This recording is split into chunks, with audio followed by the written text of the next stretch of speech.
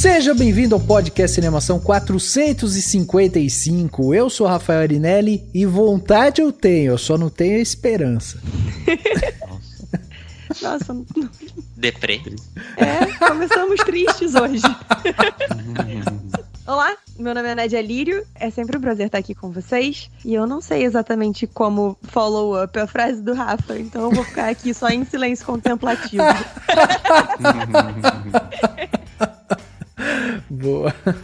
Aqui é o Henrique Risato e hoje então vamos revirar o baú do Raul. Toca Raul! Eu sou o Daniel Cury e cadê a continuação de Mad Max? Pois é, cadê, Daniel? Tá vendo? Cadê? Vontade eu tenho de ver, Daniel, só não tenho esperança. Então. Boa. Eu dou mesmo. Tá vendo? É isso aí. Ou talvez estejamos vivendo a continuação de Mad Max na vida real, né? Pois é, talvez seja melhor a gente parar de pedir, né? Porque eles estão fazendo live action de verdade, não tá sendo bom. Deixar quieto. Muito bem, meus amigos, estamos aqui reunidos nesse podcast aqui para bater um papo muito legal, né? Dessa vez a gente vai falar aí sobre filmes que a gente gostaria de ver, né? Mas que ninguém faz. E a gente vai falar um pouco disso, ou também, né? A gente vai falar um pouco sobre nostalgia também, porque não? Sempre esses papos vêm, né? Com aquela coisa nostálgica também. E sobre, sei lá, eu acho que tem, assim, eu acho que uma coisa importante de já indicar para os ouvintes aqui é que uma das coisas que deu o start para esse tema do podcast foi o fato de que a gente decidiu que não vai falar sobre Animais Fantásticos, Sim. Que eu nem sei qual é o novo, é o Segredos de Dumbledore. Segredos de Dumbledore, porque a gente não tá interessado em saber quais são os segredos dele. Assim, como alguém que assistiu, não percam seu tempo nem seu dinheiro, assim. Então, já não tá valendo a pena apoiar a J.K. Rowling de toda forma. Eu fui na cabine, mas ainda assim, não. E o filme em si, não. Putz. Então. Ainda bem. Foi na cabine, saiu e quis o dinheiro de volta, né? Isso. Queria que pagassem minha terapia por ter sobrevivido a um filme tão ruim. Então, e aí a gente trouxe um pouco essa ideia de gêneros, tipos de filme que talvez podiam voltar a ser feitos, tipos de, né, e também tentar discutir que tipo de filme que a gente quer ver, sabe, o que é isso que a gente quer ver, que a gente tem ficado tão, às vezes, ou decepcionado, ou não gosta tanto de alguns filmes, ou tanta gente cansada de filme de super-herói, ou de outro tipo de gênero e tal. Então, a ideia acho que é ir por esse caminho, assim, mas só é aquilo, né, o papo pode tomar rumos que a gente não planejou, essa é a ideia. Inesperados, pois é.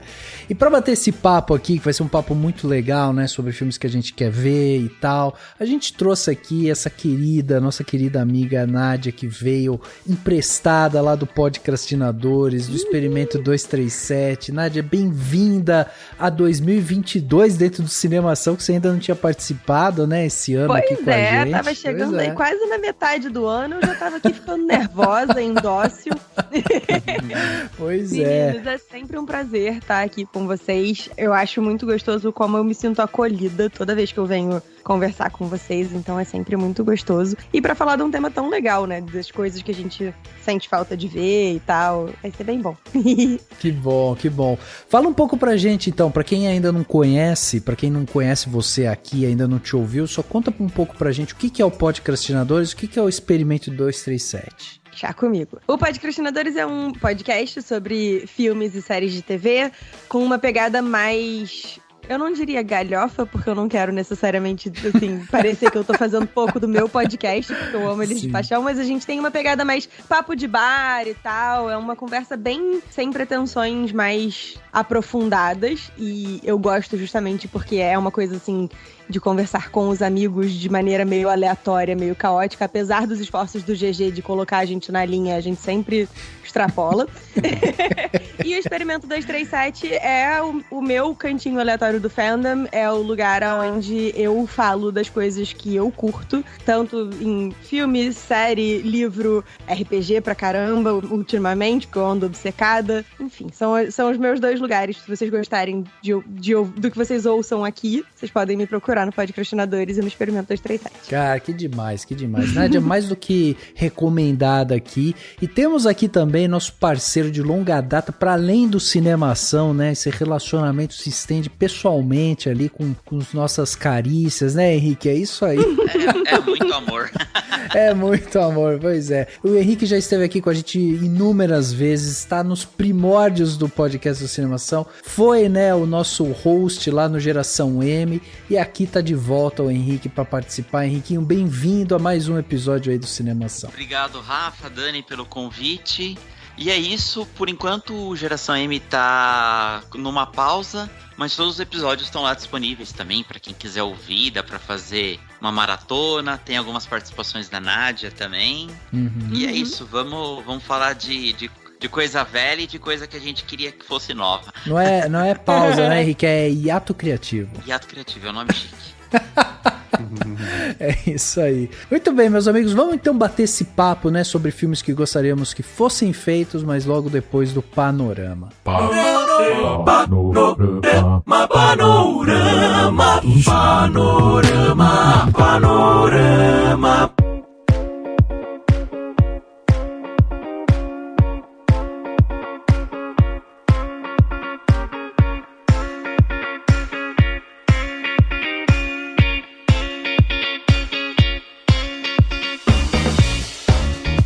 Para você aí que acompanha nosso podcast do Cinemação, né, é sempre bom a gente lembrar que o podcast do Cinemação ele está dentro do nosso site, o cinemação.com. Lá é onde você vai encontrar tudo que a gente produz aqui durante a semana, né? Então a gente tem podcasts, tem notícia, tem trailer, tem crítica, tem análises, tem dicas, né, de filmes também. Tem muita coisa bacana. Lá é o polo, né, onde a gente produz tudo e tá tudo lá. Por isso que é muito importante você acessar e ver o que está sendo colocado lá, porque tem muita coisa bacana.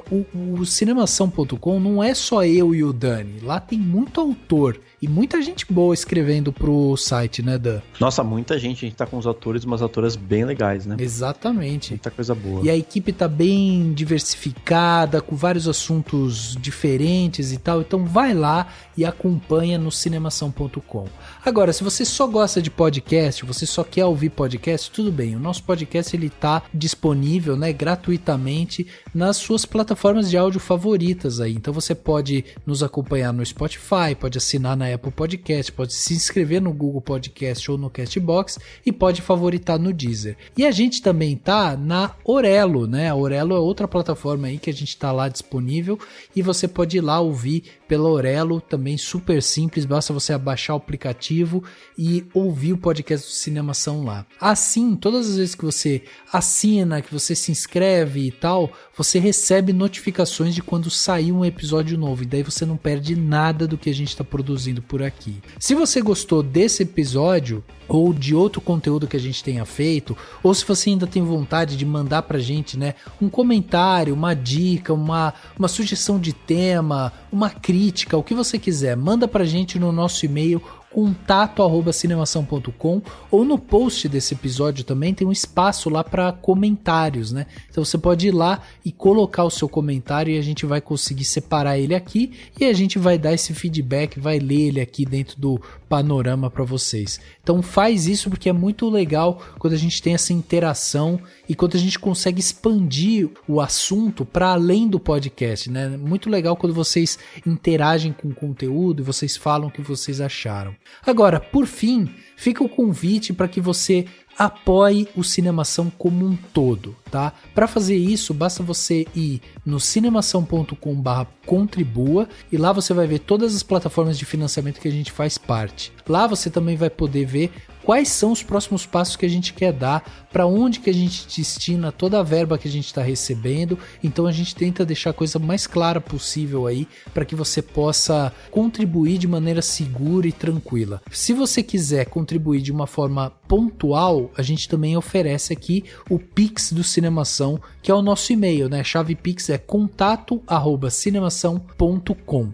Essa é a nossa chave Pix, aí você pode colocar o valor que você julgar necessário aí e contribuir. É sempre importante a gente relembrar isso aqui, porque o Cinemação é um canal independente, ele é ativo graças ao trabalho de várias pessoas e por isso que é muito importante quando a gente conta com a ajuda de vocês, porque é com isso que a gente faz com que o canal cresça, se desenvolva e a gente possa investir ainda mais em conteúdo. Então vai lá, contribua com o Cinemação e venha fazer parte também do nosso canal exclusivo para apoiadores do Cinemação, que é o Cinemação Premier, que está lá dentro do WhatsApp. Vem participar disso que vai ser bem legal ter você aqui com a gente. E também é bem legal a gente ter comentários das pessoas. E quem manda comentários muito legais pra gente sempre é o Alexandre Rodrigues Assunção. Eu vou ler um comentário dele do episódio 439, que a gente falou de Eternos, né?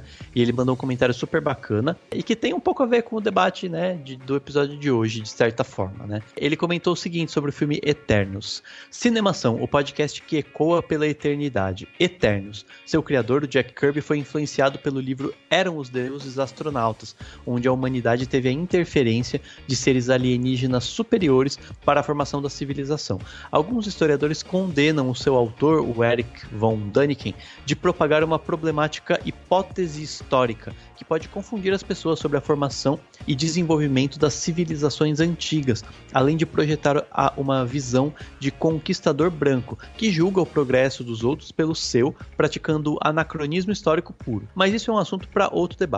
Conforme ponderou brilhantemente o Henrique Risato, o Kirby transformou essa narrativa de Däniken em uma mitologia moderna, com seres poderosos que foram mandados para a Terra e cujo contato com os habitantes do planeta originaram as mitologias e lendas que conhecemos hoje. Eu gosto dessa parte mais mitológica, de projetar as incertezas, as dúvidas, os medos existenciais em seres divinos, o que torna o homem humano. Anjos milenares foram contaminados pelo drama de criaturas de existência efêmera a ponto de contrariar as diretrizes do seu Criador Supremo. Passam a ter dúvidas onde havia certeza, passam ao conflito onde havia harmonia, passam a amar onde não havia apego. Procuram caminhos onde só havia um já definido. A perfeição da imperfeição.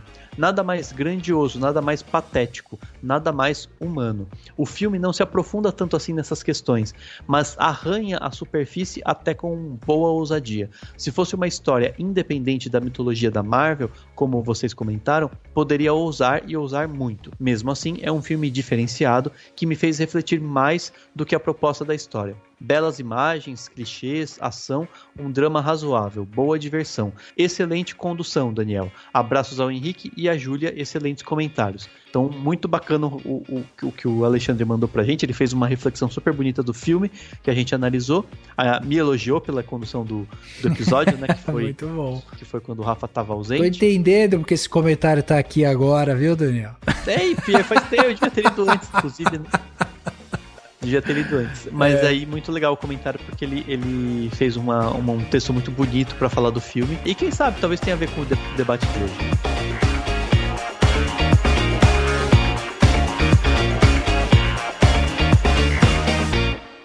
I suppose next you're going to tell me that I can use the Force to heal wounds. Oh, you can? My granddaughter is so powerful. You have a granddaughter? Oh, no, you stop it right now. This is so exciting! We gotta tell everybody! Hey, Sith spirits! Ignore him! Have you heard the news? Palps is a grandmother! Shut up! Palpatine got busy? I don't want to think about it. You know!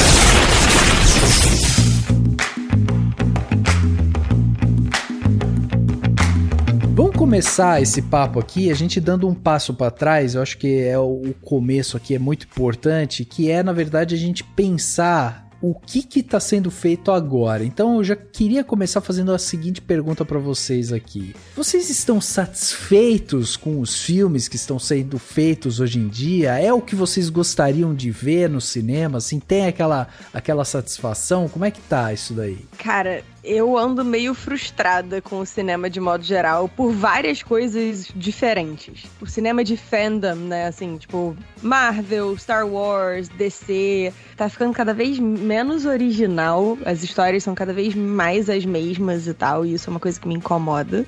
E mesmo as histórias não de fandom, também tá... Cara, tem sequel de tudo, qualquer porcaria e tal. Ai, gente... Peraí, tem coisa que não precisa de continuação, sabe? Eu ando meio mais ou menos com o cinema. Eu e o cinema a gente tá brigando. Vou te falar que esses dias eu coloquei até no Twitter lá algumas coisas que eu tentei assistir e que eu simplesmente não consegui. E eu vou te dar um exemplo. Boba Fett. Eu não consegui acabar Boba Fett. Cara... Eu fui nos episódios específicos lá que aparece o Luke e tal, porque, cara, quando apareceu aqueles motoqueiros coloridos lá, eu falei, não, pra mim acabou aqui. Os motoqueiros do Power Rangers. Cara, é engraçado como assim, cada pessoa é uma pessoa, né? Pra mim acabou quando o Luke apareceu. Eu falei, não, cara. Não. Pô, você aguentou pra bem quê? É sério, porque assim, tipo, eu acho que Star Wars é tão maior hoje em dia do que a família Skywalker. Tem os livros, tem os quadrinhos, tem um monte de história tão maneira rolando por aí. Pra que essa fixação em socar o Luke Skywalker em tudo quanto é canto? O Luke Skywalker tá virando uma uva passa. E ele virou... E ele tava no... Porque eu não assisti o Boba Fett, eu vi o Mandalorian. Aham. Né, ele tem um momento que ele aparece lá, tipo, já tá meio que suficiente, sabe? Pois é. Mas assim, mesmo no Mandalorian, ele não precisava ter aparecido, sabe? Eles podiam guardar ele pra uma história mais maneira do que, tipo, pega o Grogu, devolve o Grogu, sabe? Não faz sentido. Eu queria muito que Star Wars investisse nas séries e nos filmes e tal, na pluralização dos estilos, como eles estão fazendo com as histórias em quadrinho e os livros. Porque assim, imagina um filme de terror de Star Wars, tipo, um grupo de rebeldes tendo que se infiltrar em Mustafar pra, tipo, roubar alguma coisa do castelo do Vader e tal, mas dirigido por um diretor de terror. Teve, bom pra caramba. Teve algo muito parecido que foi aquela série antológica de animes, né? De vários estudos. Como chama, Nadia? Star Wars? O Star Wars Visions. Tem um episódio específico, acho que é a... O do Samurai, o primeiro. O do Samurai, mas não, a da... A noiva prometida, não é noiva prometida? É, uma coisa assim, eu não lembro o nome, mas eu sei qual é. Tem aquela expressão que falam, eu queria morar naquele episódio. Eu já tive milhares de vezes que eu fico parado pensando, como que eu faria um jogo de RPG de Star Wars dentro do universo desse negócio? Esse episódio específico, né? Ou mesmo do primeiro também, que eu gosto muito, né? E podia ter uma coisa muito legal, principalmente que a gente tá falando bastante de Star Wars, que tem total origem também nos filmes de samurai. Então imagine pega um cara, eu vou fazer um filminho aqui do universo de Star Wars, mas numa pegada bem voltada a um mundo tipo Japão feudal, mas com a tecnologia. E é isso, porque assim, o Rogue One nada mais é do que um filme de guerra, mas em Star Wars. Isso. Então você tem, tipo, elementos de filme de guerra e tal. E dá super certo. Então, assim, as pessoas sabem que funciona. Aí não tem coragem, aí pega o Luke Skywalker, ou não sei quem, bota de novo o Vader. Pelo amor de Deus, a galáxia é enorme. Põe eras antes, né? Séculos antes. Quando eu fui ver o Boba Fett, né, que daí eu desisti, daí eu falei assim, não, deixa eu ver a cena que todo mundo tá falando, porque depois eu fui olhar no Twitter e uma galera falando, não, porque a cena que aparece o Luke treinando e não sei o que. Eu falei, deixa eu ver, né, qual que é essa cena. Daí eu fui nesse episódio só. Caralho, eu achei tão chata essa cena que não vai do nada pra lugar nenhum, assim. Porque não tinha, o Luke não tinha motivo nenhum pra estar com o Grogu ali. Só porque resolveram enfiar ele na porra da série e aí, agora a gente precisa dar um jeito de devolver, então vamos devolver, sabe? Pelo amor de Deus, pensa nas coisas antes de fazer, Disney. Os melhores episódios de Boba Fett são os episódios com o Mando, né?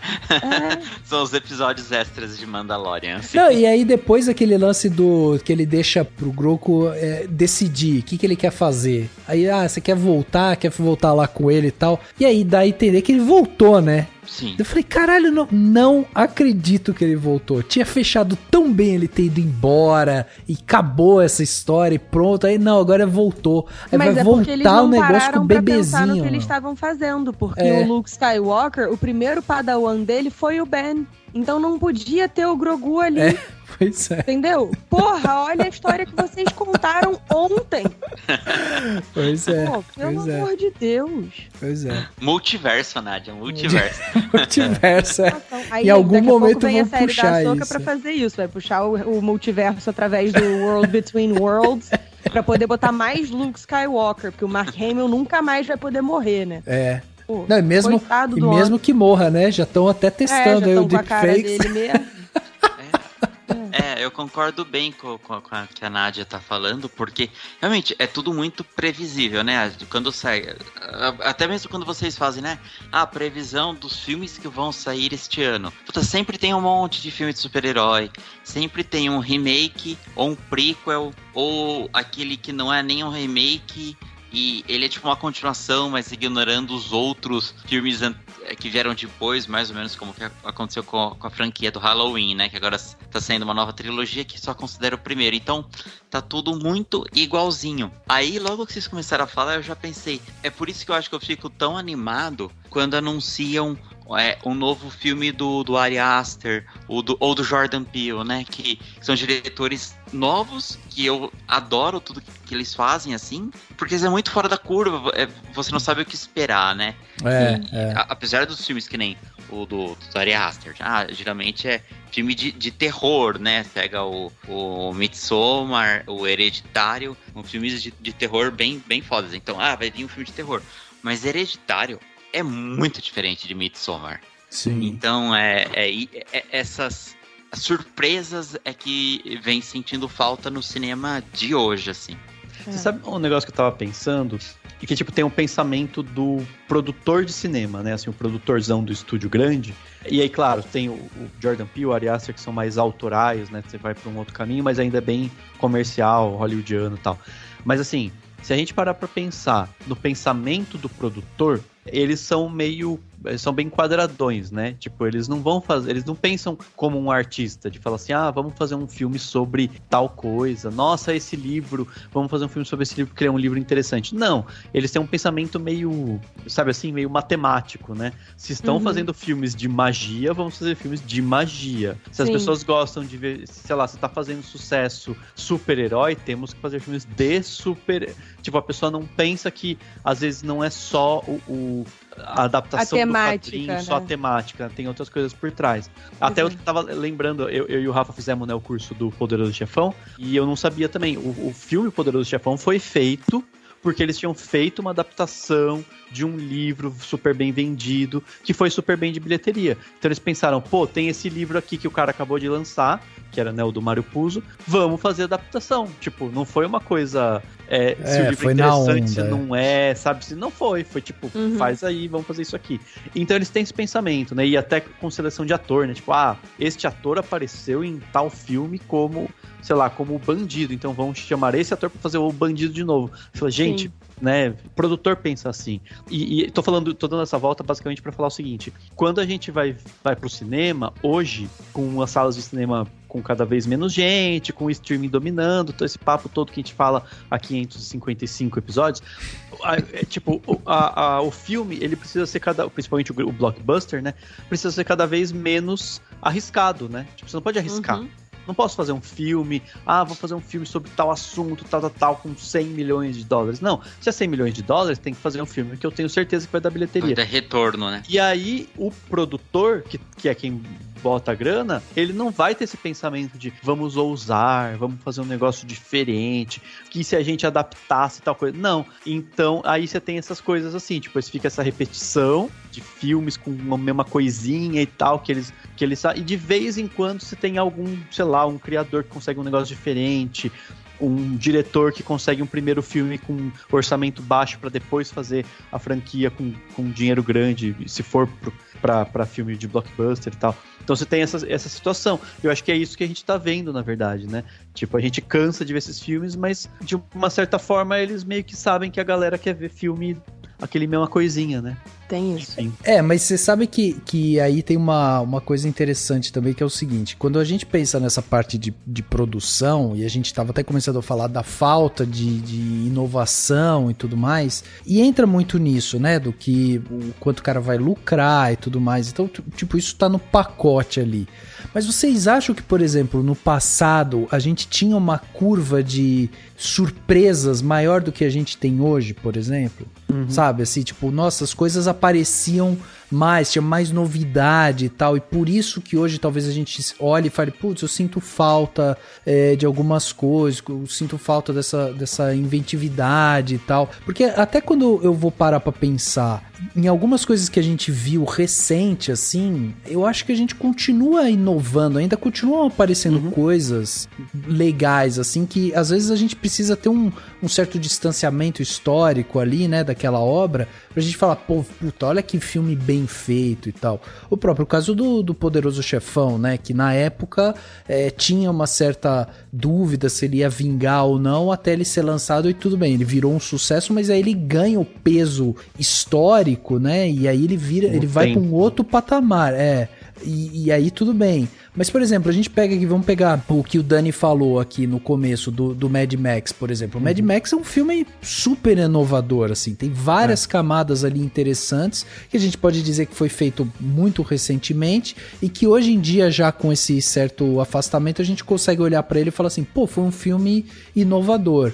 E a gente pode dizer isso de outros, né, tipo ficção mesmo. O Henrique comentou aqui, Jordan Peele é um diretor novo também, né, que tá trazendo uma linguagem nova e tal. Então, assim, a gente ainda existe espaço para surpresa, mas eu acho que talvez o grande ponto aqui seja o volume de produção, sabe? Que hoje a gente tem um volume tão grande de coisas sendo feitas, que daí a gente talvez fique esperando ter mais inovação do que antes, entendeu? Antes era muito mais demorado, né, pra fazer um filme. Nem pensando só em dinheiro, mas assim, pra demorar mesmo. Hoje em dia, que nem anunciam, sei lá, o filme do Doutor Estranho. Em um ano, se bobear, eles filmam tudo e já mandam petição e já lançam o filme. Então, eu acho que é por isso que tem um volume maior. Mas aí é que tá eu entendo, assim, não sei se é mais rápido, literalmente, mas eu entendo essa sensação, né, tipo, principalmente os grandes blockbusters, eles estão num nível de, e até da promessa, né, a Marvel é muito isso, né, tipo, até vi hoje a galera comentando, alguém colocou no Twitter assim, tá vendo, falei que o episódio tal ia valer a pena, o episódio tal do Cavaleiro da Lua, que eu do Moon Knight. Ia ser bom, e aí, tipo, mas gente, a Marvel, ela vive de promessa, né? O próximo vai ser da hora, o próximo filme vai ser melhor, é sempre assim, né? Só que isso tem feito, eu acho, e eu também já vi várias análises de tipo, teve até uma entrevista que saiu com o pessoal que trabalha nos efeitos visuais, acho que do Capitão América, não sei, que eles falam, tipo, do trabalho muito rápido que é feito, assim, da maneira como tudo fica tudo muito simples, muito sem tanta alma na produção, porque é muito mais fácil botar no green screen. Então, em vez do cara, por exemplo, a batalha toda lá do último Avengers, né, da batalha lá do Endgame lá, ela foi feita com muito green screen. Então, tipo, por mais que tenha sido massa o momento épico, ela poderia ser muito mais, sabe, muito mais viva, muito mais, sei lá, sabe, mais valorizada cinematograficamente, ter mais palpável se ela fosse num ambiente mais produzido. Só que como é mais fácil e mais rápido você botar uma tela verde e botar todo mundo pra correr lá e depois você inclui o que tiver que incluir, isso tem sido feito mais. E aí você também tem aquele cinza, bege, que tá cada vez mais comum nas produções, que é um negócio que também facilita os efeitos visuais. Então acho que tem isso, sabe? Tipo, a gente tá vendo, tipo, cada vez menos inventividade no roteiro, na história, até pelo ritmo de produção, mas também na parte visual, porque, tipo, os caras precisam fazer toque de caixa. E como a galera não tá sendo exigente, e a ideia não é produzir uma grande obra, não é produzir o Poderoso Chefão, a galera, tipo, né, obviamente, tudo bem, é máquina de fazer dinheiro, é indústria, tá tudo certo, não tô nem reclamando nesse sentido, eu sei que faz parte.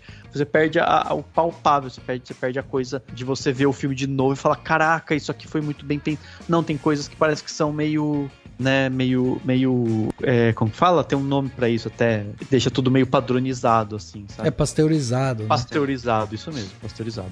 Muito obrigado. I suppose next you're going to tell me that I can use the Force to heal wounds. Oh, you can. My granddaughter is so powerful.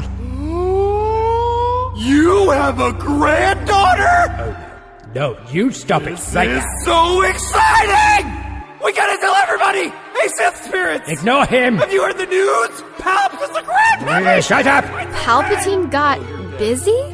I don't want to think about it. You know!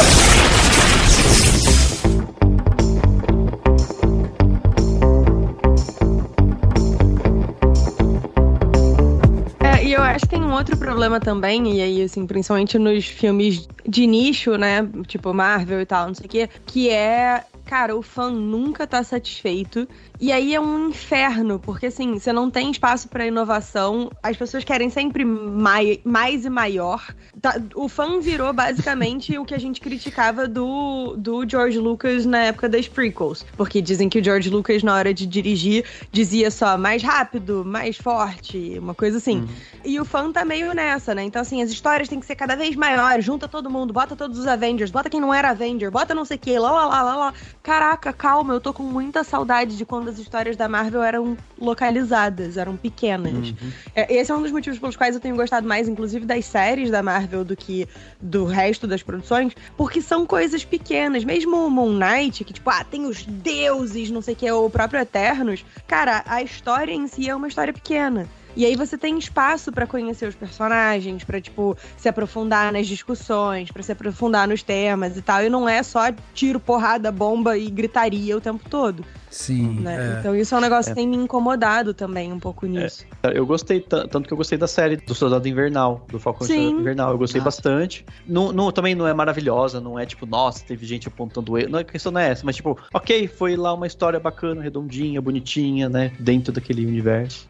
Eu gosto muito da série do Soldado Invernal, porque eu acho que ela propõe discussões que a gente não tinha visto filme de super-herói fazer até então. Só que eu acho que passou, tipo, por cima da cabeça de todo mundo, assim, da maioria do público, né? Então, assim, a discussão sobre as pessoas que estão deslocadas dos seus lugares, porque elas, durante 5 anos, se mudaram pra trabalhar, pra isso, pra aquilo, e agora que voltou todo mundo, elas foram expulsas. Essa é a grande discussão dos Flag Smashers, que é a discussão que a gente tem no mundo real, né? A gente tem as pessoas que são deslocadas por vários fenômenos, naturais ou não. E, cara, a galera, tipo, não, cadê? Quero que bata na cara do John, sei lá das quantas e tal. Tipo, gente, assim, tem outras coisas pra gente tratar aqui no filme, sabe?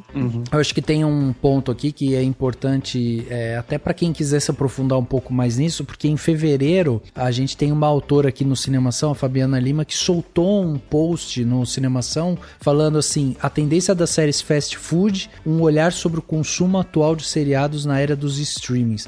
E é interessante isso que a gente estava falando agora, porque tem muito a ver, assim, ela faz ainda outras reflexões, né? Faz mais reflexões, mas ela fala justamente sobre essa coisa de você ter que produzir, ter que ser uma coisa tipo super rápida e aí você tem que agradar fazer esse fanservice, né? Pra você ir lá e colocar isso em prática para que isso gere um lucro. E aí, não raro, a história ela acaba deixando de ser a mais importante e aí ela começa a andar em círculos, né?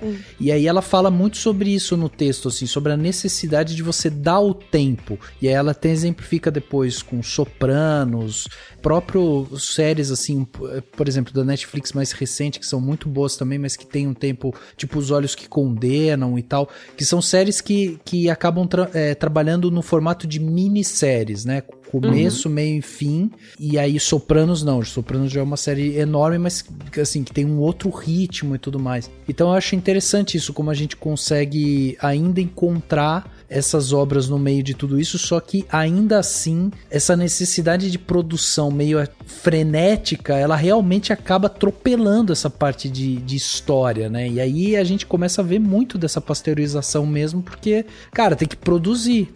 Os fãs de Star Wars estão gritando porque precisam de uma série nova, precisam de um produto novo. Precisa de alguma coisa nova, né? Então a galera começa a tentar trazer sempre produto novo. Né? E é legal, e é interessante pensar, tipo, na cauda longa, né? Quando você tem um filme bom, uma série boa, as pessoas vão sempre lembrando dela, né? Tipo, a coisa vai sendo memorável. Quando você tem algo produzido muito rápido, você perde isso. Depois de uns tempos, a galera já esqueceu, não lembra mais, ninguém mais vê, né? E eu acho que isso deveria ser uma preocupação, a cauda longa, se a gente pensar no streaming. Seja um filme ou série, mas até no filme. Mesmo que seja um filme lançado no cinema, depois ele vai para um serviço de streaming. Se ele for um filme muito bom, daqui a 20 anos vai ter gente querendo ver aquele filme que vai estar lá, só lá no cantinho dele, lá na Disney Plus, na HBO Max, no raio que parta. Mas vai estar lá. Enquanto que um negócio esquecível, daqui a 20 anos, ninguém vai lembrar mais, entendeu? Tipo, sabe assim, se eles fossem espertos, eles poderiam pensar nisso. Vamos demorar um pouquinho mais pra produzir esses filmes, mesmo que seja alguns. Eu até entendo que precisa ter filmes muito, sabe assim, pasteurizados, às vezes faz parte da indústria, né? Não tem jeito. Mas tem alguns que você fala assim, cara, vamos fazer uma série, sabe? Série X do Star Wars que vai ser desse jeito, ou sei lá, ou um filme novo da Marvel que vai ser tipo, vamos, sabe, dar tempo pra ele ser feito e tal. Então, se você tiver alguns momentos disso, você pode ter coisas que surpreendem, né, assim. E eu até lembrei, tipo, eu acho que quem faz isso um pouquinho mais, mas justamente porque permite o autor explorar essas coisas, é a Warner, né, com por exemplo, o novo Batman. Eu entendo quem pode não gostar, eu entendo que pode não ser um filme perfeito, mas ele é um filme que tem uma proposta, que tem um pensamento, que tem um porquê, o diretor tá se colocando lá, eu acho que, e até eu citei o Mad Max, que é da Warner também, foi isso, né, tipo, eles deram uma grana e souberam deixar o cara criar as coisas dele lá. Então acho que tem isso, sabe, de que faz falta em alguns lugares, que eu acho que é o que leva a gente a essa insatisfação, né? Se bem que a Warner também é a que faz o Animais Fantásticos, mas enfim. Lembrou. Aliás, eu acho que a gente pode até entrar um pouco nisso, porque justamente a gente estava pensando aqui nesse negócio do Animais Fantásticos, e a gente já entrou um pouco nisso no começo, mas eu acho interessante, porque assim, Animais Fantásticos agora, o 3, ele já estreou faturando 58 milhões de dólares em todo o mundo, né? Então, é um filme que rende muito, né? Não adianta, por mais que a gente fale, pô, o filme é assim, assado e tal, e tenha 1 bilhão de problemas ao redor dele ali, tipo, é um filme que ainda assim fatura muito bem, né? E esse universo, Harry Potter e tal, ele tem já essa base de fãs muito consolidada também, né? Então, por mais que a gente fale, pô, a gente aqui não vai ficar falando sobre o filme, não vai gravar episódio sobre ele e tudo mais, mas esse lance das franquias, e aí você vê sendo produzindo, tipo, com essa frequência, é um negócio que você não tem nem muito pra onde correr, porque agora, a hora que você pega os números, você fala, cara, tá aqui a justificativa do produtor fazer, não é? Por isso que, assim, eu discordo um pouco disso que o Dani falou, assim, de que, se eles fossem espertos e tal, né, pensando nessa lance da cauda longa e tal, cara, eles são espertos, essa que é a questão, assim, os caras são espertos, eles estão avaliando justamente o número, quanto que isso me dá de bilheteria, se eu investir X, eu posso receber 2X, 10X, entendeu?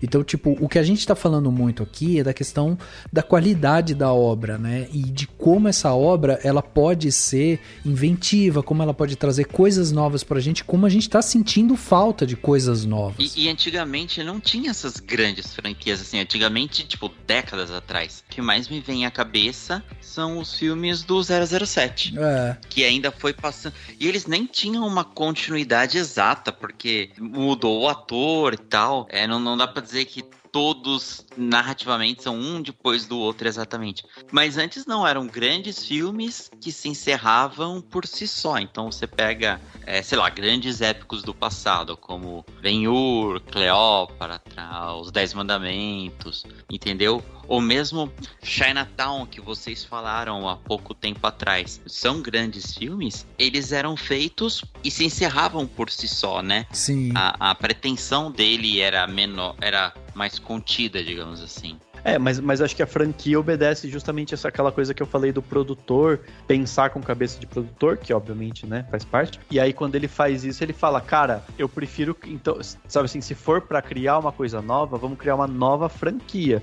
Porque depois a gente não precisa mais gastar pensando em outras coisas, já tem os personagens, já tem tudo, e aí a gente vai ter investimento com certeza ou certeza entre aspas, mas enfim, com um investimento mais certeiro de retorno. Tá aí os Divergente da vida, né? Os próprios Venom, Morbius, acho que... Nádia, você participou do episódio sobre Morbius? Mas é claro que sim.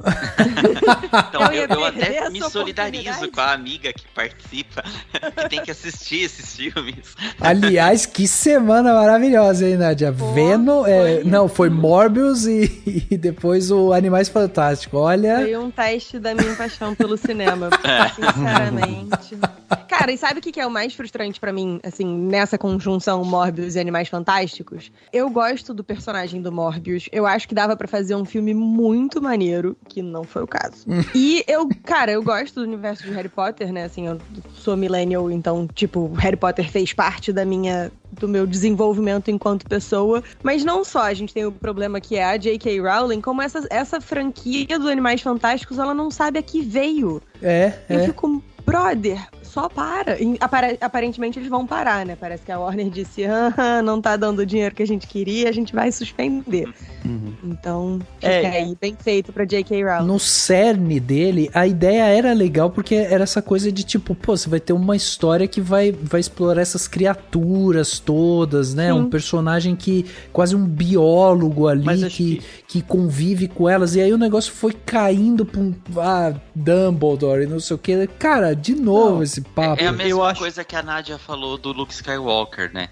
O Newt Scamander era pra ser o personagem principal. Aí eu não assisti o terceiro, mas no segundo é o Dumbledore, parece que é o principal, assim. Então... E o Newt vai caindo pro lado e sei lá, pelo jeito, isso é a tendência, né? Eu acho que eu entendo a ideia, sabe, assim, tipo, a ideia básica dessa história que tá sendo contada, até tava vendo o pessoal falando, né, desse novo filme, que eu não vi, mas assim, seria do tipo, contar toda aquela coisa do Dumbledore com o Grindelwald, falar de uma coisa meio, enfim, uma referência a Hitler, Segunda Guerra, uma mensagem do tipo, não podemos, né, ser maldosos, o que é meio óbvio, mas enfim. Mas ok, fazia sentido, até faz sentido, infelizmente, com o mundo que a gente vive hoje.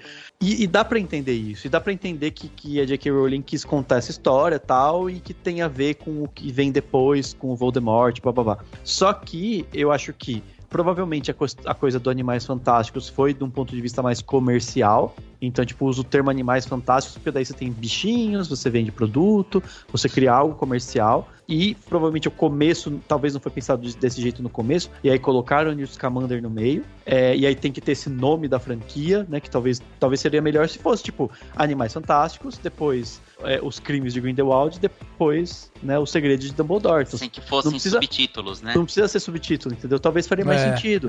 E só que o problema, e aí, repito, não vi o filme, mas eu sei que tem esses filmes, todos têm esse problema, que a J.K. Rowling pensa como uma escritora. E num livro você pode parar o livro no meio, fazer outra coisa, contar várias histórias, ter vários personagens separados que convergem numa coisa lá no final, mas que parece que não tem nada a ver. Você combina tudo isso de uma forma que funciona, né? Você pode parar do nada o livro, sei lá, cada capítulo fala do ponto de vista de um personagem e tal. Pra isso virar um bom filme, são outros 500, que daí todo uma...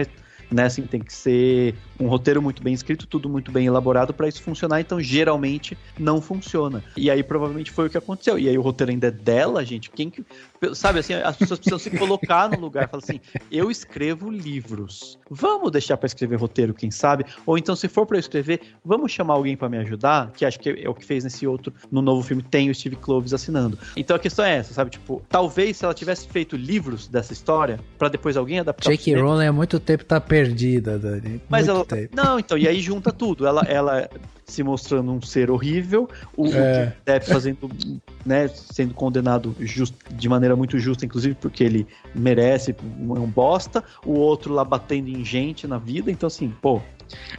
Mas era meio assim, eu acho que um grande problema da franquia Animais Fantásticos e do cinema de modo geral é que, assim, a gente tem tido muitos casos de promessas não cumpridas. A franquia Animais Fantásticos começou com uma pegada e aí, não, vamos mudar de ideia, vamos enfiar aqui esse rolê todo do Grindelwald, vamos colocar o Dumbledore, vamos não sei o que e tal, que assim, beleza, aparece já desde o primeiro filme, mas tipo, foi o que vocês mesmos disseram, o Newt foi perdendo o protagonismo e abrindo espaço pra todos esses outros arcos e tal. Mas a gente tem tido isso com várias outras paradas também. E aí é muito, assim, frustrante você ir ao cinema esperando assistir um filme de X. Tipo, não, eu vou assistir um filme de, sei lá, terror. Ok, aí não é terror, é comédia. Eu vou assistir não sei o que. E aí não entrega, sabe? Eu tive esse problema, por exemplo, com o episódio 9 de Star Wars, né? O Rise of Skywalker me prometeu um monte de coisa que ele zero cumpriu. E isso é também, assim, isso é fruto da profunda intervenção dos produtores, do dinheiro envolvido por trás de fazer o cinema e tal. E é muito frustrante pra quem assiste as paradas. Então, eu tenho preferido séries e filmes mais fora da caixinha e até, assim, linha B mesmo, mais ruim até. Porque eu, pelo menos, não sou frustrada. Entendeu? Eu vou ver um filme que eu sei que é ruim, eu sei que ele é ruim. Eu não vou ficar frustrada. Expectativa tá lá embaixo, né? E aí às vezes surpreende, assim, cara, uma série que pra mim 200% surpreendeu foi Bridgerton. Eu fui assistir Bridgerton com zero expectativa. Eu falei, é uma sériezinha Biblioteca das Moças, vai dar em nada e tal. Pô, a série é bem legal. A segunda temporada, então, dá um banho na primeira temporada. A maneira como eles escolheram tratar as questões raciais na série de tipo, olha só, a gente tá aqui num universo paralelo onde racismo não é uma questão. Cara, isso é tudo muito legal, sabe? A representatividade que eles têm de vários outros segmentos e tal. É muito maneiro. E é muito melhor do que o que a gente tá tendo dos blockbusters gigantes. E voltando ao ponto que eu falei do como o fã é chato, eu acho também que as grandes franquias se colocaram em uma sinuca de bico de que, tipo, se eles não atendem ao fã chato, eles não conseguem fazer dinheiro. Mas mesmo quando eles tentam atender ao fã chato, eles não conseguem fazer dinheiro porque não fica tão bom. Porque as histórias estão ficando cada vez com menos alma. Né, Exato, assim, e aí vai ficando chato de assistir. Mais um filme de super-herói, beleza, eu vejo o próximo, sabe? Tipo, o Batman. Cara, o Batman, esse novo, do Robert Pattinson, é muito bom. Mas por quê? Porque eles disseram, não, a gente vai fazer um filme do Batman, o detetive. E vai ser um filme no ar, vai ter inspiração em Seven e tal. E é um negócio que, tipo, foi mal, a Marvel não tem condição de fazer. E falando como Marvete safada, eu amo os filmes da Marvel, apesar de andar frustrada com eles. Mas, brother, a Marvel não tem esse culhão. Não tem. A Marvel, ela fez um filme bem fora da curva também, quando teve o Logan. A hora que você falou isso, na hora eu pensei esse paralelo. Foi da Fox. Mas aí, não Fox, era a Marvel, era a Fox ainda. Era a Fox, é verdade. Entendeu? Tipo, a Marvel em si, ela se colocou tanto nessa caixinha do previsível, do cinema pipoca e tal, que eles não conseguem sair. Aí quando sai um pouco do que você esperaria com, tipo, Eternos, aí o nerdola mala, porra, o filme é uma merda, não sei o quê, porque não é um filme de tiro, porrada e bomba, é um filme sobre, tipo, família e desajustes e várias outras coisas, e é um filme muito mais introspectivo do que você esperaria. E aí a galera, tipo, é uma bosta. Não é uma bosta, sabe? O filme é muito maneiro. Tem várias coisas que a gente deve aproveitar dele. I suppose next you're going to tell me that I can use the Force to heal wounds. Oh, you can. My granddaughter is so powerful. You have a granddaughter? Oh, no, you stop it right now. This is so exciting! We gotta tell everybody! Hey, Sith spirits! Ignore him! Have you heard the news? Palp is a grandmother! Shut up! Palpatine got busy? I don't want to think about it. You know!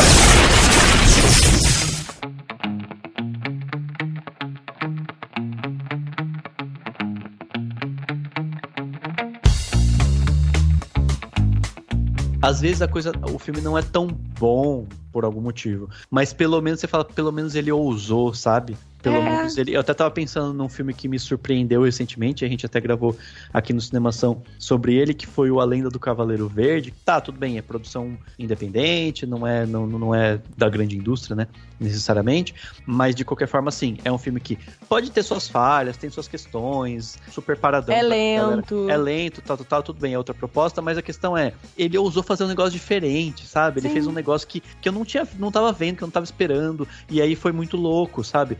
E o Eternos também, tipo, sabe assim, também não achei maravilhoso o Eterno, adorei, mas eu entendo, pô, é isso que a gente precisa, uma visão feminina. Teve sexo no filme, tipo, sabe? Que bacana, que bom. É muito ruim, eu acho muito ruim. Não que tenha que ter cena de sexo nos filmes de super-herói, mas a impressão que dá cada vez mais é que os super-heróis estão, tipo, assexuados, né? Eles não fazem e todo mundo faz, sabe? No mundo. Tem até um artigo interessante sobre isso, que é justamente do como, tipo, os super-heróis são extremamente sexualizados, porque, assim, são os corpos incríveis e tal. Quando eles aparecem, aí, pô, filma... Cara, quantas vezes já não apareceu o Capitão América ou o Thor de calça de cintura baixa e vem filmando, tipo, da virilha do cara pra cima, pra você, caralho, que gostoso. Só que eles não transam, sabe? Tipo... Caraca, no máximo dá um beijinho recatado, assim, de criança no jardim de infância. É muito louco isso. E não precisa ter a cena, né? Mas se você dá a entender que as pessoas estão em relacionamentos, quaisquer que sejam, você tem uma... Cara, eu acho que eles perdem a classificação livre ou 12 anos e menos gente pra ir no cinema. Eu acho que o único herói da Marvel que transou na vida é o Tony Stark. Porque ele tem um filho, que, né, tipo, pra a gente comprovar. Tem alguma coisa que indica, porque tem eles, tipo, saindo da cama com alguém e tal, sabe? No primeiro filme, né, que eles nem sabiam se ia virar uma franquia, porque aquela cena pós-crédito com o Samuel L. Jackson fazendo foi um tiro no escuro. Foi um tiro no escuro, exatamente. Eles falaram, vamos colocar isso aí, vai que... E é engraçado, porque em quadrinhos você tem até algumas cenas mais picantes, assim, né? Não foge. Então, tipo, essa coisa mais puritana veio pro cinema, na verdade. Não, é pra garantir a audiência. A audiência. Poder atingir o maior número de pessoas. Mas tem como ser criativo, sabe? Tem como você... O próprio Eternos, ele tem lá... Ele sugere, mas não é que você tem uma pessoa, né? Tipo, gente pelada o tempo inteiro. Não é isso. E dá pra fazer isso. Depende da versão assim. que você viu, né? Você viu lá no X-Videos. A X-Parody, né? O Dani entrou no tema sem perceber, mas um filme que ele gostaria de ver, que ninguém faz, é um filme de super-herói transando, que é o The Boys, e todo mundo já conhece. É verdade. Pô, um filme do tipo The Boys, olha que legal, assim, tipo, tem um tipo de filme até que eu vi, tem até um vídeo, né, do Entre Planos, do canal do Entre Planos, que inspirou um pouco aqui a gente atrás desse papo, que o Max Valarizo fala de gêneros que ele quer ver de novo, tipo, do western, enfim. E ele fala da paródia, né? Teve aquelas paródias ruins recentemente, mas antigamente tinha umas paródias boas, o Corra que a Polícia Vem Aí e tal.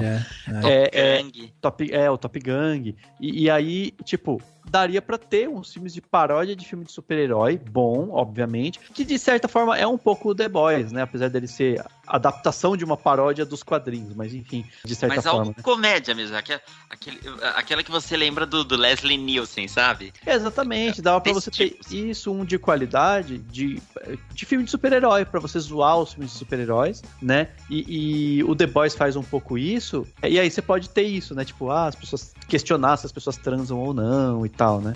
Cara, mas sabe pra onde foi isso? Foi tudo pro YouTube, meu. Isso migrou tudo pro YouTube. Tipo, o Porta dos Fundos é um filho direto, assim, de Monty Python, do próprio Corra que a Polícia Vem Aí e tal. Tipo, virou uma outra linguagem, assim. Isso que é engraçado, porque daí virou uma coisa que parece que não pode ser cinematográfica, sabe? Cinematográfica no sentido de fazer um longa, colocar na tela grande e tal, pra galera ver, né? Então, vira essas sketchzinhas, assim, que você vai assistindo. O Porta ainda, a gente pode dizer que, pô, eles ainda tentam fazer essas sketches, tipo, quando principalmente no final do ano, né, que são as sketches religiosas que eles fazem e tal, que é um pé muito bem fixado justamente no que o Monty Python fazia e tal, mas você vê poucas produtoras hoje saindo fazendo isso. Hoje você tem um nicho que é a comédia, e aí a comédia em si, né, que daí você vai ver vários tipos de comédia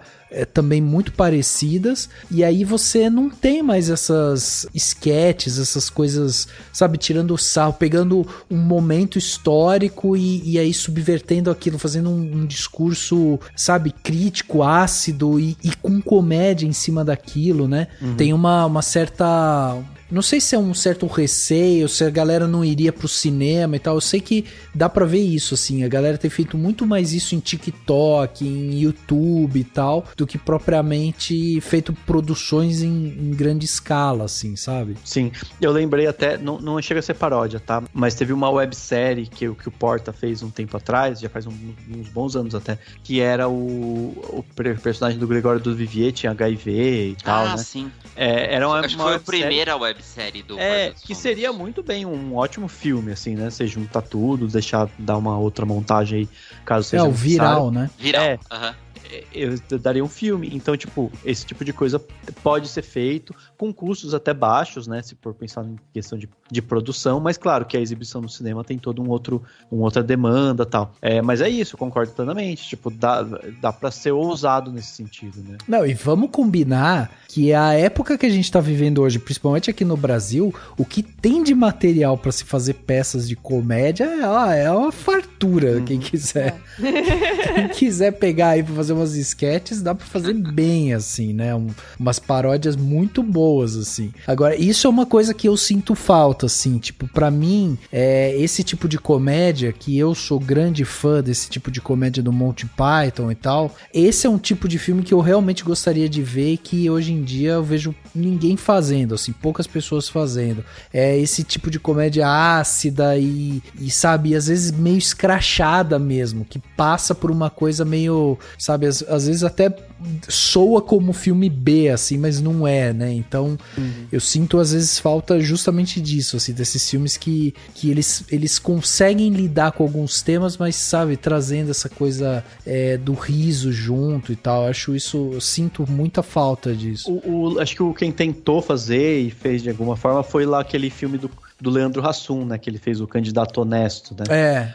Tinha essa ideia de criticar a política e tal. E aí, óbvio, ele criticava, a época ainda era, acho que, Dilma barra Temer, se eu não me engano, né? Não era o momento que a gente vive hoje. Mas é isso, tipo, só que ele ainda tem algo um pouco mais de pastelão, né? Pra toda a família. Se fosse por um lado mais ácido, talvez seria algo mais surpreendente. Mas não deixa de ser, se tivesse mais desse tipo, a gente também teria material, né? Pra zoar com esse tipo de... Enfim, com os dias de hoje e tal, né? Porque aí é que tá. Quando a gente fala de filme que faz falta e, enfim, filme que está sendo produzido, tem tudo muito a ver com o tempo em que a gente vive, né? Assim, tipo, é uma coisa que eu tava me perguntando também, assim, que tipo de produção que o nosso tempo atual pede, entre aspas, né? O que a gente tá... sabe, assim, e é difícil pensar, mas né, óbvio, é papel do artista e, claro, dos diretores, e deveria ser dos produtores, né, de todos os produtores, pensar isso, tipo assim, o que vai surpreender o público, o que vai pegar o pessoal e fisgar, entendeu? Então, mas é isso que eu acho, que ainda existe isso, entendeu? Sim, claro. Você ainda tem esse nicho, ainda tem coisas que te surpreendem, ainda tem coisas que são muito bem feitas e tal. Eu tava pensando isso esses dias, assim, tipo, as últimas coisas que me emocionaram, sabe, no cinema, que eu assisti, falei, caraca, que demais e tal. Por exemplo, de todos os filmes que a gente viu, que vieram agora do Oscar e tal, e Coda, né, acabou levando o melhor filme, cara, Coda tem as cenas mais lindas, assim, mais emocionantes de todos os outros, sabe? Ela sobra nessa parte de emoção muito em relação aos outros, sabe? A gente até colocou recentemente nas redes sociais do Cinemação aquela cena que a menina canta pro pai, né? O pai surdo, a menina canta pra ele e ele vai colocando a mão na garganta dela pra sentir a vibração dela cantar. Cara, aquilo é tão lindo. Assim, o filme em si, a gente pode falar que, pô, ele é fraco, ele tem... O roteiro é manjado, não sei o que e tal, beleza, mas tipo, o filme ele mergulha na emoção, sabe? E aí eu tava pensando também, quando eu fui assistir, por exemplo, o próprio Hamilton, né, que a gente gravou aqui, que a Nádia tava aqui também, Hamilton, por exemplo, é uma peça filmada, e aí você tem várias coisas ali que você vai percebendo, vai entendendo, a história em si é muito legal e tal, mas, por exemplo, eu me debulhei de chorar nas últimas cenas lá, quando morre, né, o filho do Hamilton, e aí eles têm uma cena musical de perdão da esposa com Hamilton e tal, e aquela cena é tão linda, assim, a maneira como eles constroem e tal, e de novo, você mergulha naquela emoção. Então, você vê que existem coisas E eu tô falando de obras aqui totalmente diferentes, né? De uma peça filmada, e tô falando de um filme que ele é um clichê, assim, na sua construção, mas ele é muito forte nessa parte emocional e tal, né?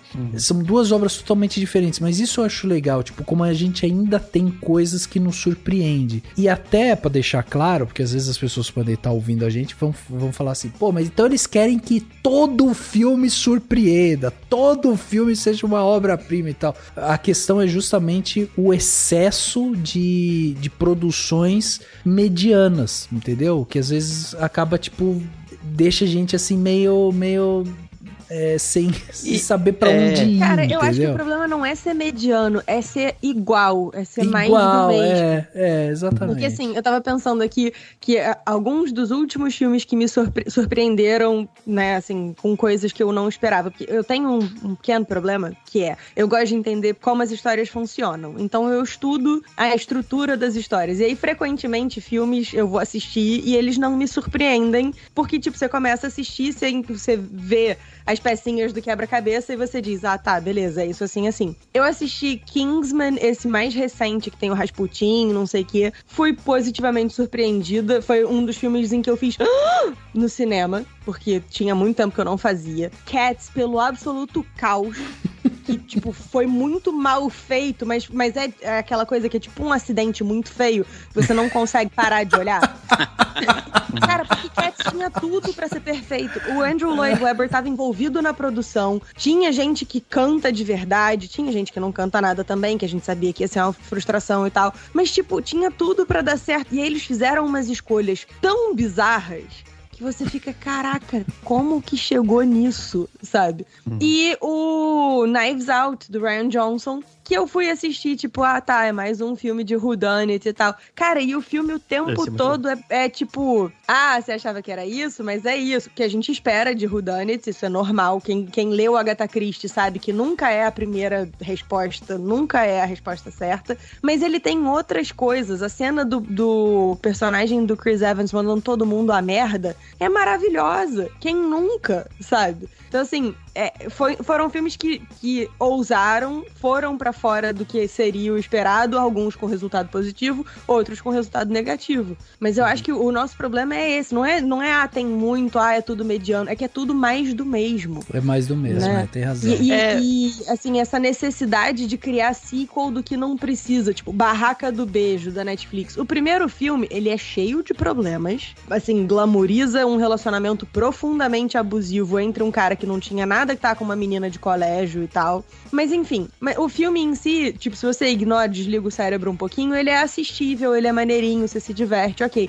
Aí tem o 2, o 3, o 25. Pra quê? Pra quê? Sabe? A história não muda, é a mesma coisa de novo e de novo. É a mesma coisa pra todos os meninos que já amei. Pelo menos na época de, tipo, Hunger Games, Divergente, não sei o quê. Embora fosse tudo mais do mesmo, no sentido de que, é tudo literatura, young adult, de distopia. Mas cada um deles tinha propostas diferentes de universos distópicos e as coisas eram legais, eram interessantes. Hoje em dia é tudo o mesmo formatinho, sabe? Você vai fazer uma história de distopia, vai ser o mesmo tipo de governo, o mesmo tipo de divisões, o mesmo tipo de não sei... Caraca! Exato. Sabe?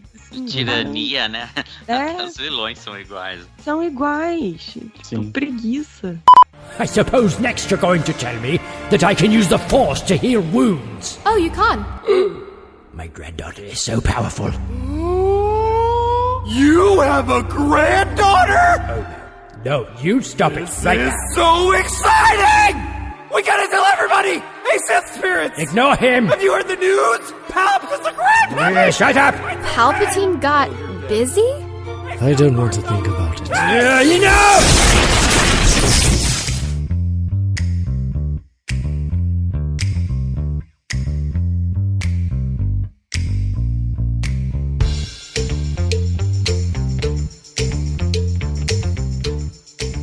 Sabe desses filmes que você tava falando, Nádia? Tem um também mais recente, que não sei se vocês gostaram, mas que entra um pouco nessa coisa de é diferente, é maluco, tem gente que vai odiar, mas pelo menos sabe assim, pelo menos Ousou, não é né? mais o mesmo. É o Tempo do Shyamalan. Esse eu não vi. Old, né? Old ou Tempo. E é isso, tipo assim, que nem esses filmes do Shyamalan, meio maluco, tudo meio... tem umas coisas... Eu até entendo quem não gosta.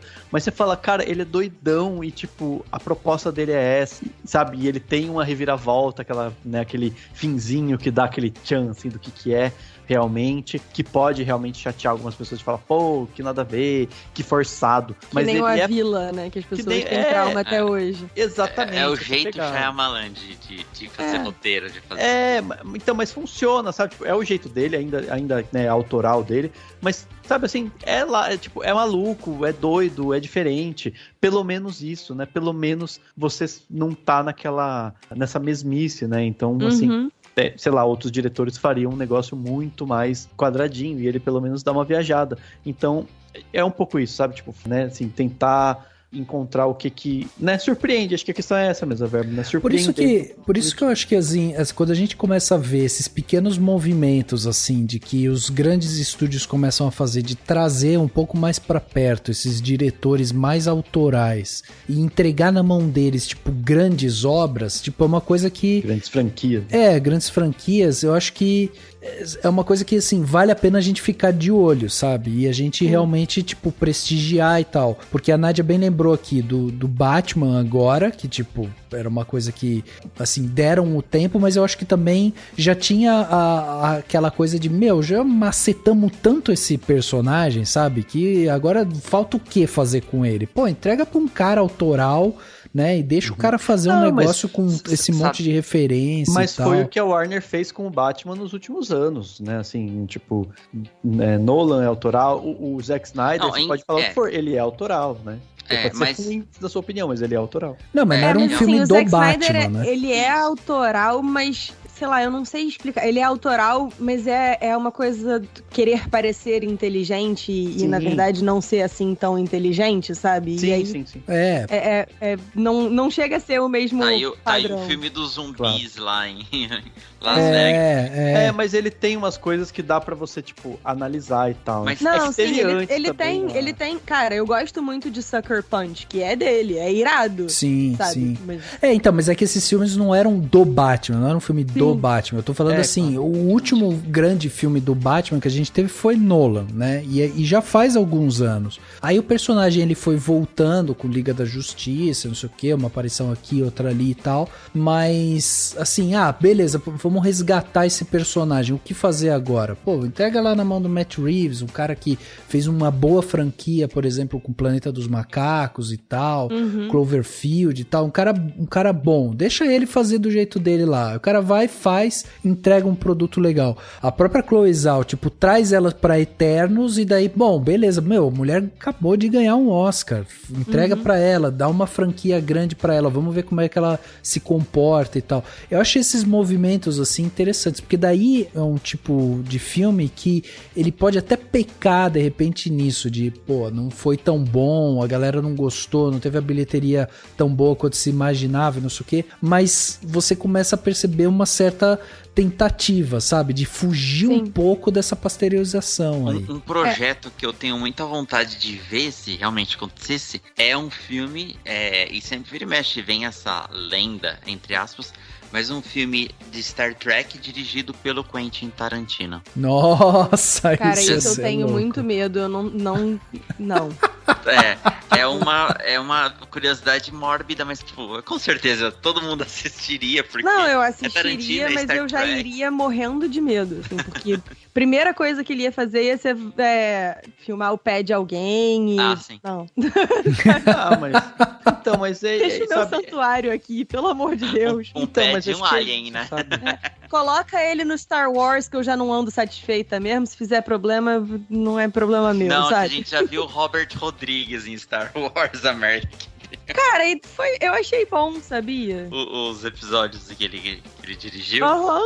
Talvez porque eu já tivesse ido, tipo, cara, o Robert Rodrigues, vamos com a cabeça do Robert Rodrigues, eu curti. Mas a ideia das motinhas coloridas é dele, né? Assim, e eu gosto, eu acho que ela não combina com Tatooine. Mas cara, desculpa, é 200% Star Wars, aquela moto com 35 milhões de espelhos e tal. É 200% Star Wars. Talvez só que fosse sem em Coruscant.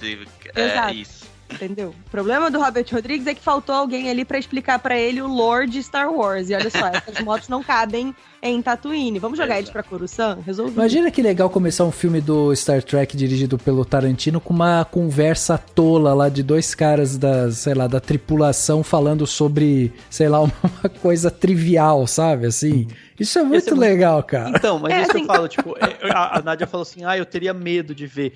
Cara, mas acho que é esse tipo de filme que a gente quer, sabe? Quando a gente pensa nisso, que filmes queremos ver, eu penso muito nisso. Gente, eu quero ver um filme que eu tenha medo, sabe? Aquela coisa, meu Deus. Não, mas é uma implicância que eu tenho com o Tarantino. Eu amo os filmes do Tarantino, eu realmente curto, mas ele tem cada vez mais me dado irga de, tipo, as coisas dos fetiches dele, sabe? Tipo, moço, você tá fazendo filme, não é filme pornô, não deixa os seus fetiches em casa, por favor, sabe?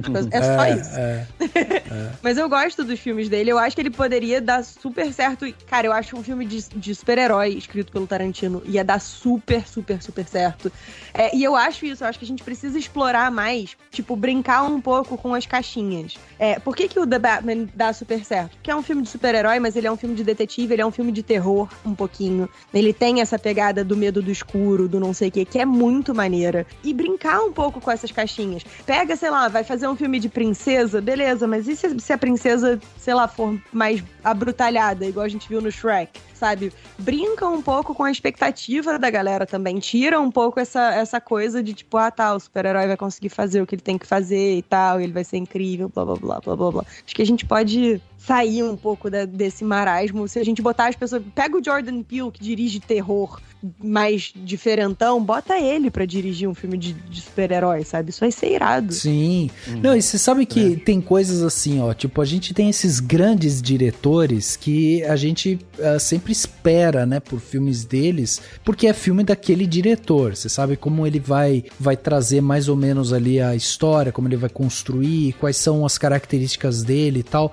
E é por isso que é tão legal quando você vê um diretor que é super autoral ou que tem as características dele, tipo, imerso num outro universo, entendeu? Sim. Então, por exemplo, imagina que louco um filme do Scorsese fazendo um filme sobre o Lex Luthor, por exemplo. Uhum. Porra, ia ser muito maluco isso, porque o Scorsese é um cara que adora falar sobre personagens, se debruça, né, em cima do personagem, destrincha todas as camadas desse personagem e tal. E aí imagina um personagem, tipo, tá construindo ali um vilão, e aí, mas larga na mão dele, pra ele fazer do jeito que ele achar melhor. Isso, ele precisa da essência, né, ó, isso daqui vai virar um vilão, um cara que depois vai desafiar o ser mais poderoso do universo e tal, e você vai construir esse cara aqui.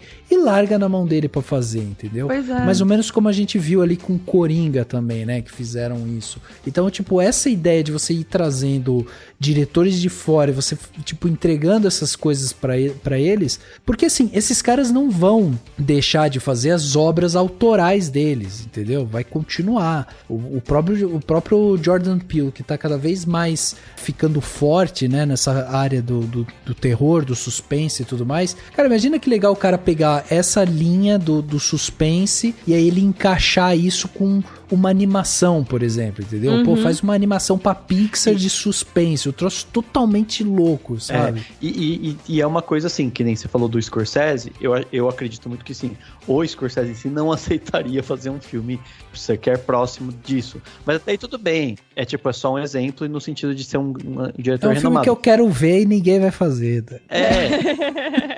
Boa. Mas assim, a questão é tipo, beleza, o Scorsese especificamente não faria, mas tem diretores que fariam pelo desafio e tal, ou que precisariam fazer pra ter um aval de um outro filme. Isso é muito comum, né? Tipo assim, a Warner ou a Disney da vida chega pra alguém e fala assim, ó, você quer fazer esse filme, seu projeto aqui, ó, que você quer, sei lá, quantos mil pra fazer esse filme que ninguém quer fazer, a gente pode liberar ele, mas antes você vai fazer esse filme aqui. tipo, vou te encomendar esse aqui, né?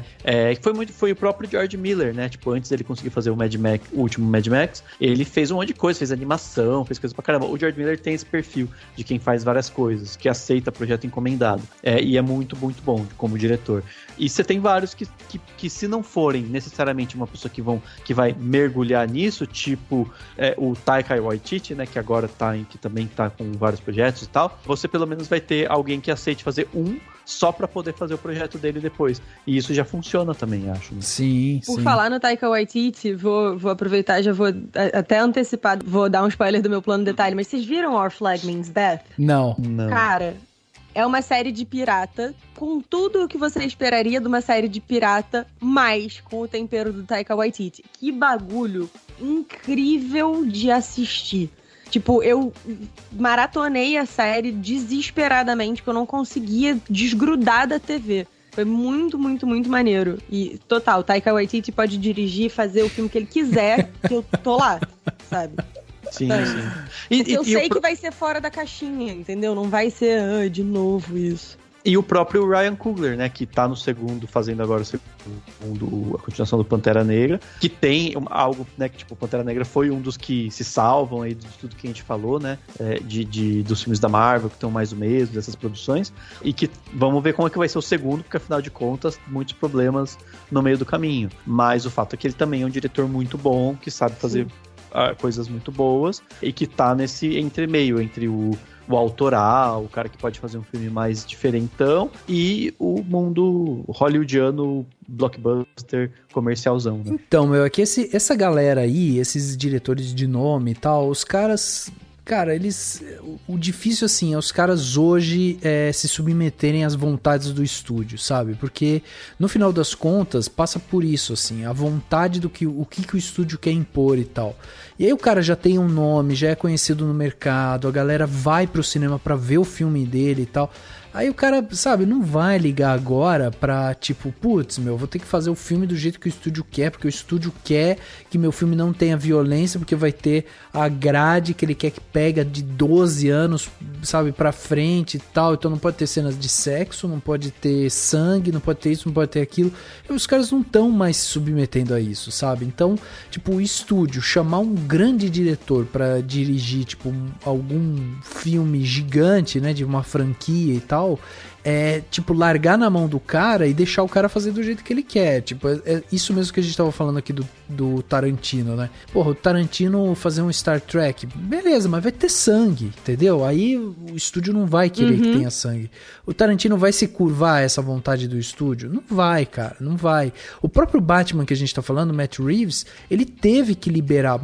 O Batman é um filme excepcional, com a identidade do diretor e tudo mais, e não tem gota de sangue ali, entendeu? Uma bomba explode na cara do Batman e não acontece nada com ele. Tipo, então assim, a gente tem que pensar também que esses produtores, é aquele lance, né? O cara quer colocar o dinheiro dele onde, né? Num negócio que ele acha que vai ter um retorno quase certo, sabe? E aí eu vou produzir meu 58º 007 com um homem branco e sendo o Bond e tudo mais, ou eu vou preguiça do 007. Ou eu vou investir num 007 novo com uma protagonista negra e, sabe, uma coisa totalmente diferente e que tem chance da galera falar, não, 007 pra mim é o James Bond, aquele lá e tal. Aí você fica assim, pá, o cara vai colocar a grana dele onde? Geralmente ele vai pro lado mais conservador, né? E aí essas obras acabam ficando obras mais autorais pra galera que ou tá tentando uma coisa nova, ou tá querendo entrar no mercado, ou começa já a criar sua identidade visual, né, também. Então é duro. É uma batalha eterna. Esse episódio aqui ele vai ficar eterno. A gente vai voltar a falar sobre isso daqui a alguns anos, de novo. Acho que a gente porque não vai ter jeito. Já falou de alguma forma disso, né? Já. Em outros focos, assim. E até pra citar que sobre a questão dele ser representativo da sua época, que eu fui meio assim, falei, cara, eu acho que ele é meio antigo de uma certa forma, mas hoje acho que eu tô vendo com outros olhos, acho que talvez dê pra gente ter aí uma nova franquia que tem algo de diferente, embora muita gente critique, que é o Duna, né?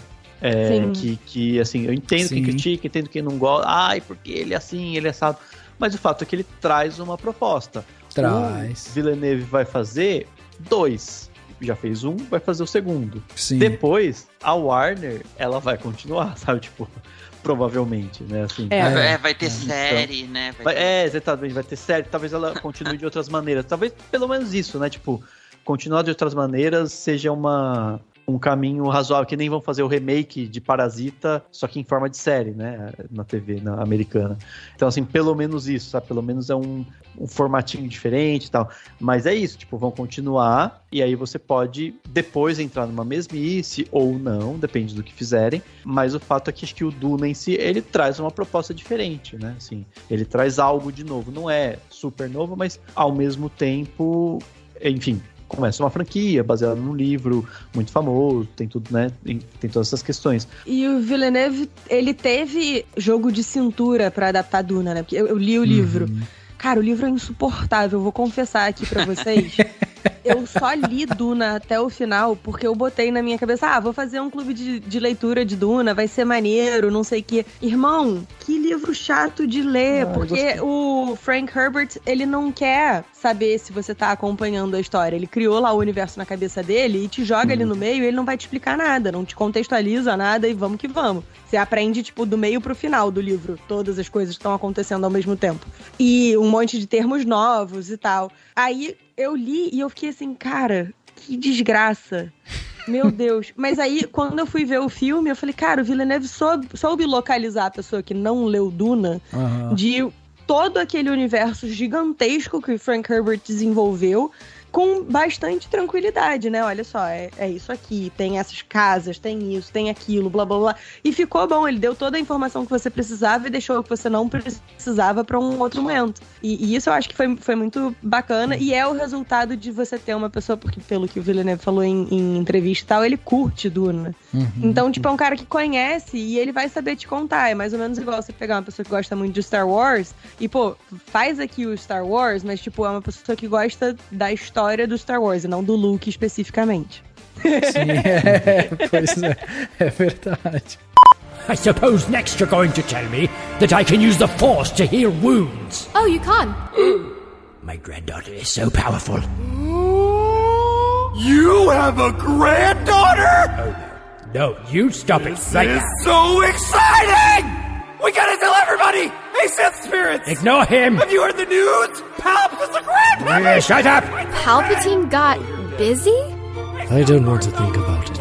You know!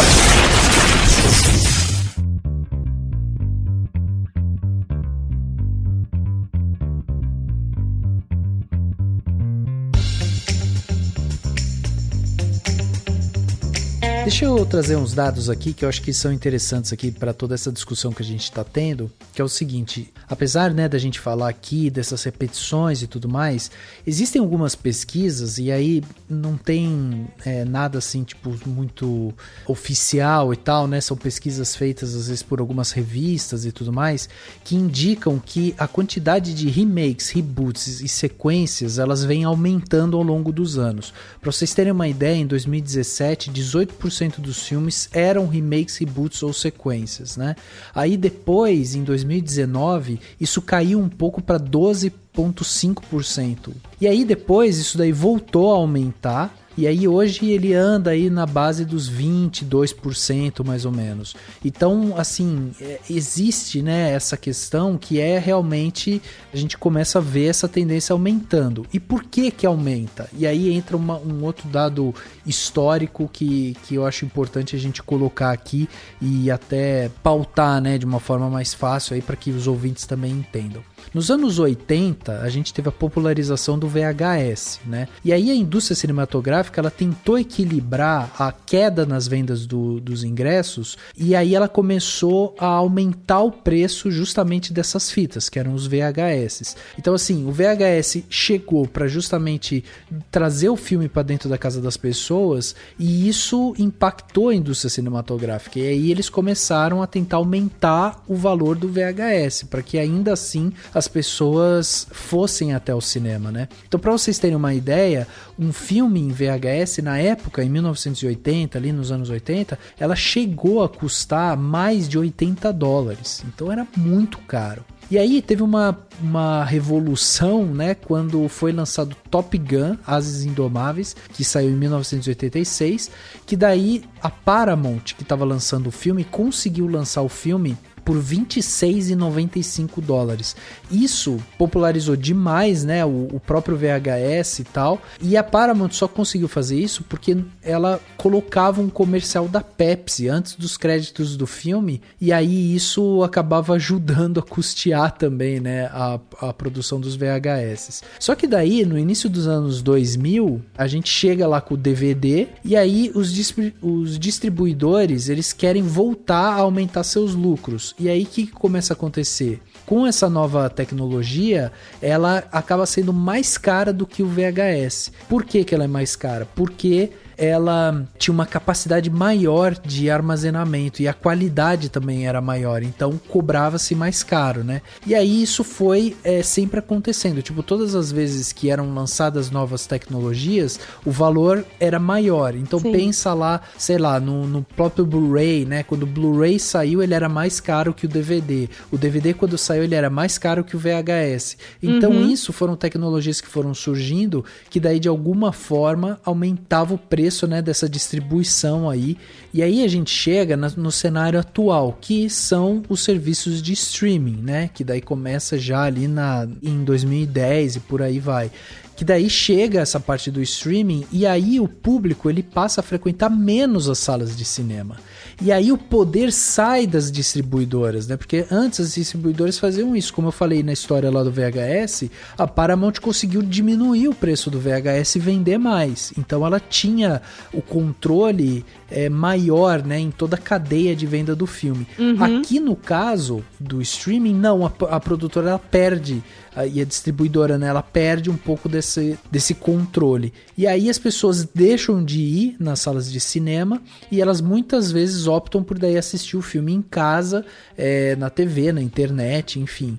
E aí isso cria um problema para a indústria cinematográfica. E daí como que eles vão tentar resolver isso? Eles precisam ainda ter lucro, eles precisam fazer seus projetos, precisam sobreviver, né? E aí como que eles fazem isso? Bom, basicamente eles resolvem investir mais em projetos de baixo risco e que tenham lucro garantido. E aí entra a quantidade maior de franquias, reboots, remakes e por aí vai, né? E aí há essa sequência, né, de investimentos ao invés de produções originais. Por quê? Porque você investir numa franquia, né, que a gente até comentou aqui, de cauda longa e tudo mais, significa que a produtora vai ter lucro.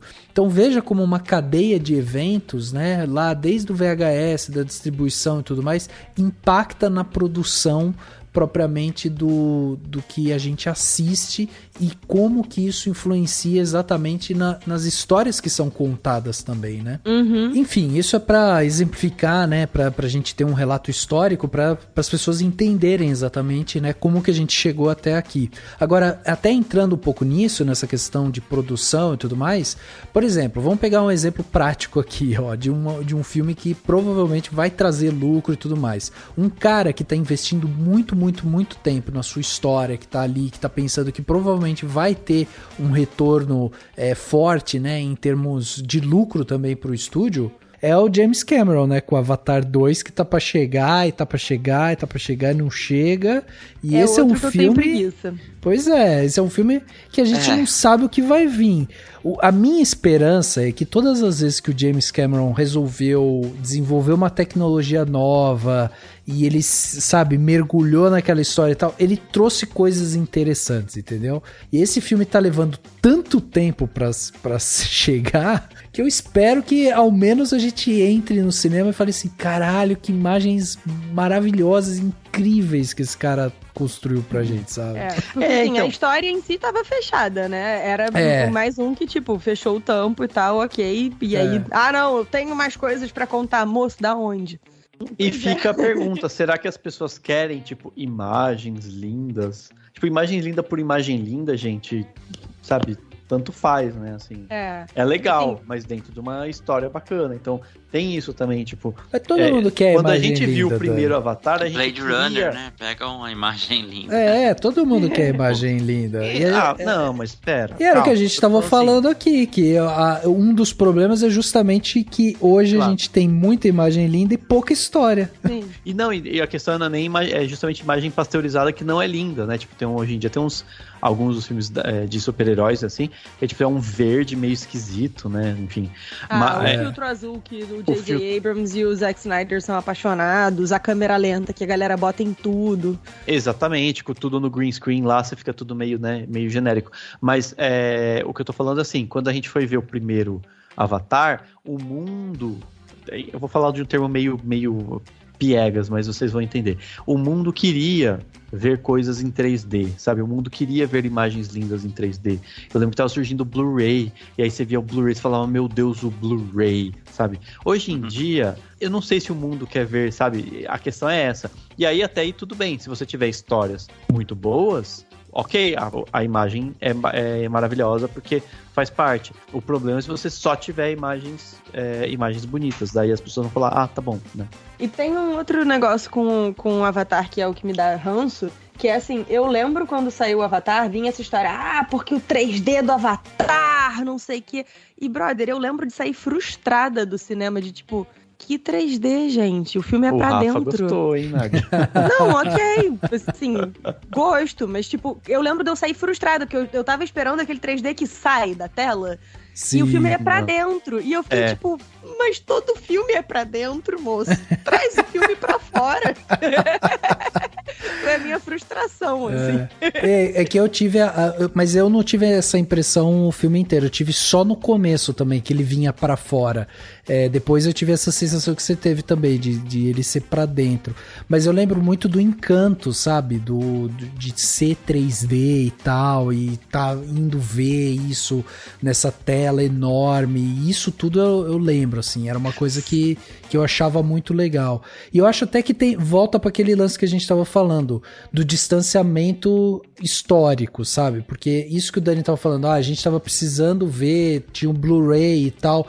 Eu concordo, tinha e tava numa febre de inovação, né? Inclusive para dentro do cinema, e a gente tava falando muito disso na época. Mas, por exemplo, agora, se Avatar chegar com uma história bem amarradinha e assim o 3D dele tiver, sabe, um requinte assim impressionante. Dizem que ele tá fazendo muita cena embaixo d'água também, que hoje é uma coisa que não é muito filmada e tal. Então assim, se ele trouxer umas coisas assim, a gente vai olhar e vai falar, pô, legal, as imagens são legais. Aí com um distanciamento histórico disso, pode ser que a gente olhe pra trás e fale, caraca, o Avatar 2 marcou uma época também, porque, depois dele não se faz mais filmes como faziam embaixo d'água. Se tivesse muito, né? Uhum. Pode ser. Você sabe, o próximo filme do Aquaman vai ter que correr. Melhor eles liberarem logo o filme. Sabe um filme que tem um 3D maravilhoso? Eu penso em dois, na verdade, né? Assim, um que, tipo, não foi feito em 3D, mas quando saiu no cinema, na época, tinha a coisa do 3D e ele foi adaptado. E ele é perfeito pra ser em 3D e tem até uma cena só com essa coisa que salta na tela, que é o que eu citei no o Mad Max Estrada da Fúria. Né? Ele é filmado de um jeito com profundidade de campo, né? Sem também ficar jogando coisa na sua cara o tempo inteiro, mas tem momentos em que o 3D faz sentido e tem aquela cena que meio que cai um negócio na sua frente, que é aquela tipo uma direção que cai assim e tal, e você vê. O negócio parece que chega em você, assim. E tem um outro que você percebe a maravilhosidade do 3D, mesmo sem ser em 3D, se você estiver vendo em casa, que é a invenção de Hugo Cabret. Que aí é aquilo. Pegaram uma tecnologia da época que estava em voga, né, nos cinemas, e botaram pro maior cineasta vivo do mundo, né? E daí o Scorsese foi lá e falou assim, olha como é que faz. E você vê profundidade, você vê ele explorando isso na história, etc. A gente até comentou isso, acho que eu já comentei em algum outro momento isso, né? Tipo, o trem vindo na nossa cara, porque remete ao trem da primeira exibição dos Irmãos Lumière e tal. Então, assim, dá pra usar, né? Tipo, as tecnologias precisam conversar com as propostas, né? Que senão elas são vazias. Né? Exatamente. Vamos conversar. Agora, tem algum filme, a gente falou aqui, né, sobre vários assuntos, pensamos aqui em várias coisas, mas tem algum filme, assim, que vocês gostariam realmente de ver, que vocês sabem que, esse não vai sair? Ou tem algum, assim, que vocês falam, putz, esse, sabe, nem que seja uma especulação, ou vocês saíram de um filme pensando, podia ter tal coisa, ou não, é isso que tá aí mesmo. Eu tenho um que é uma surpresa para um total de 0 pessoas, que é o episódio 9 do Rian Johnson. Esse cara, todo mundo quer ver. Cara, porque nossa, assim... Que inferno. Nossa, não vamos ter o Rian Johnson Cut, não? Pois por favor, gente. A gente finge demência, sabe? Tipo... Finge que não teve anterior. Cancela. Não tem problema. Eles vivem fazendo isso, né? Tipo, isso aqui não é mais canon, aquilo é. Exatamente. Não, assim, agora falando muito sério, eu tenho reservas com o episódio 9, porque eu acho que ele quebra completamente o cânone e a proposta de Star Wars, que a mensagem de Star Wars sempre foi uma mensagem de esperança. E aí você tem, tipo, a redenção do filho do Han e da Leia, porque a gente não pode esquecer que é isso, ele é o filho do Han e da Leia, e pra morrer em 2 segundos. E isso é tão cansado, tão clichê, sabe? Tipo, o Vader já tinha morrido no episódio 6, a gente agora precisava de alguém que sobrevivesse e consertasse a cagada que fez, sabe? Seria muito mais corajoso isso e uma mensagem de muito mais esperança do que, tipo, eu morri pra salvar a Rey. Que legal, é válido e tal, se não fosse válido não era um trope, não era uma coisa tão utilizada, mas pelo amor de Deus. E fora que a história, cara, um Frankenstein de pedaços estranhos e tal... Ai, não consigo. Você falando, eu pensei agora, aí tá uma cena que eu não sei se o Dani gostaria de ver, que é o Palpatine flertando, né? Não, por favor, ninguém quer ver essa cena. Ia ser tipo ver os nossos avós flertando. Que tipo, é bonitinho em tese, que bonitinho, meus avós ainda se amam, mas a gente não quer participar desse momento, sabe?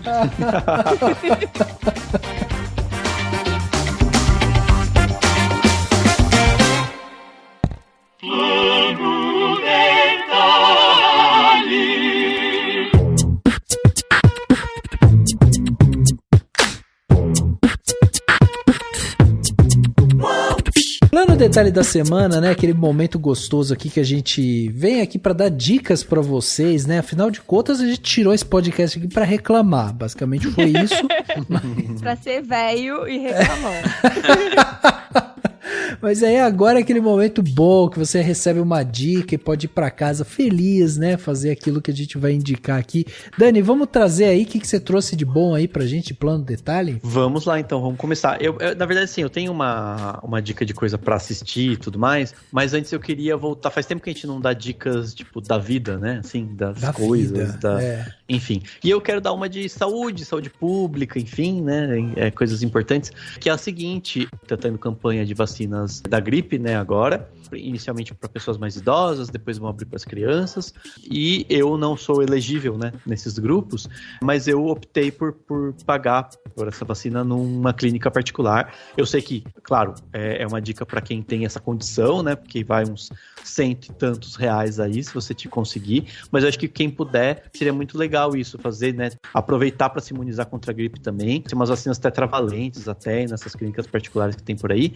E aí queria indicar, tipo, a dica seria vacina em geral, né, porque tá rolando campanha de vacina da gripe, tá rolando campanha de vacina contra o sarampo, que voltou a ter casos de sarampo no Brasil, um absurdo, mas voltou a ter, e vão vacinar as crianças, né, junto com a vacina da gripe vai ter de sarampo, então quem tem filho, sobrinho, neto, sei lá, crianças na família, amigo com filho e tal, avisa a galera, ajuda, sabe, incentive, ela vai lá no posto, é de graça, graça, é só ir rapidinho, vai lá e toma a vacina, né? E aí vai ter da gripe, do sarampo, e também tá rolando a 4ª dose da vacina contra a Covid para quem é mais velho, né? Aqui no estado de São Paulo é a partir dos 60 anos, e na maioria do Brasil acho que é a partir dos 80, então se você tiver alguém na sua família, ou alguém que você conhece, que ainda não tomou a 4ª dose da vacina da Covid, eu acho que é importante, porque ela relembra o corpo, né? Ela basicamente chega e fala assim, amigo, deixa eu te lembrar aqui, ó, tu precisa se defender desses bichinhos aqui.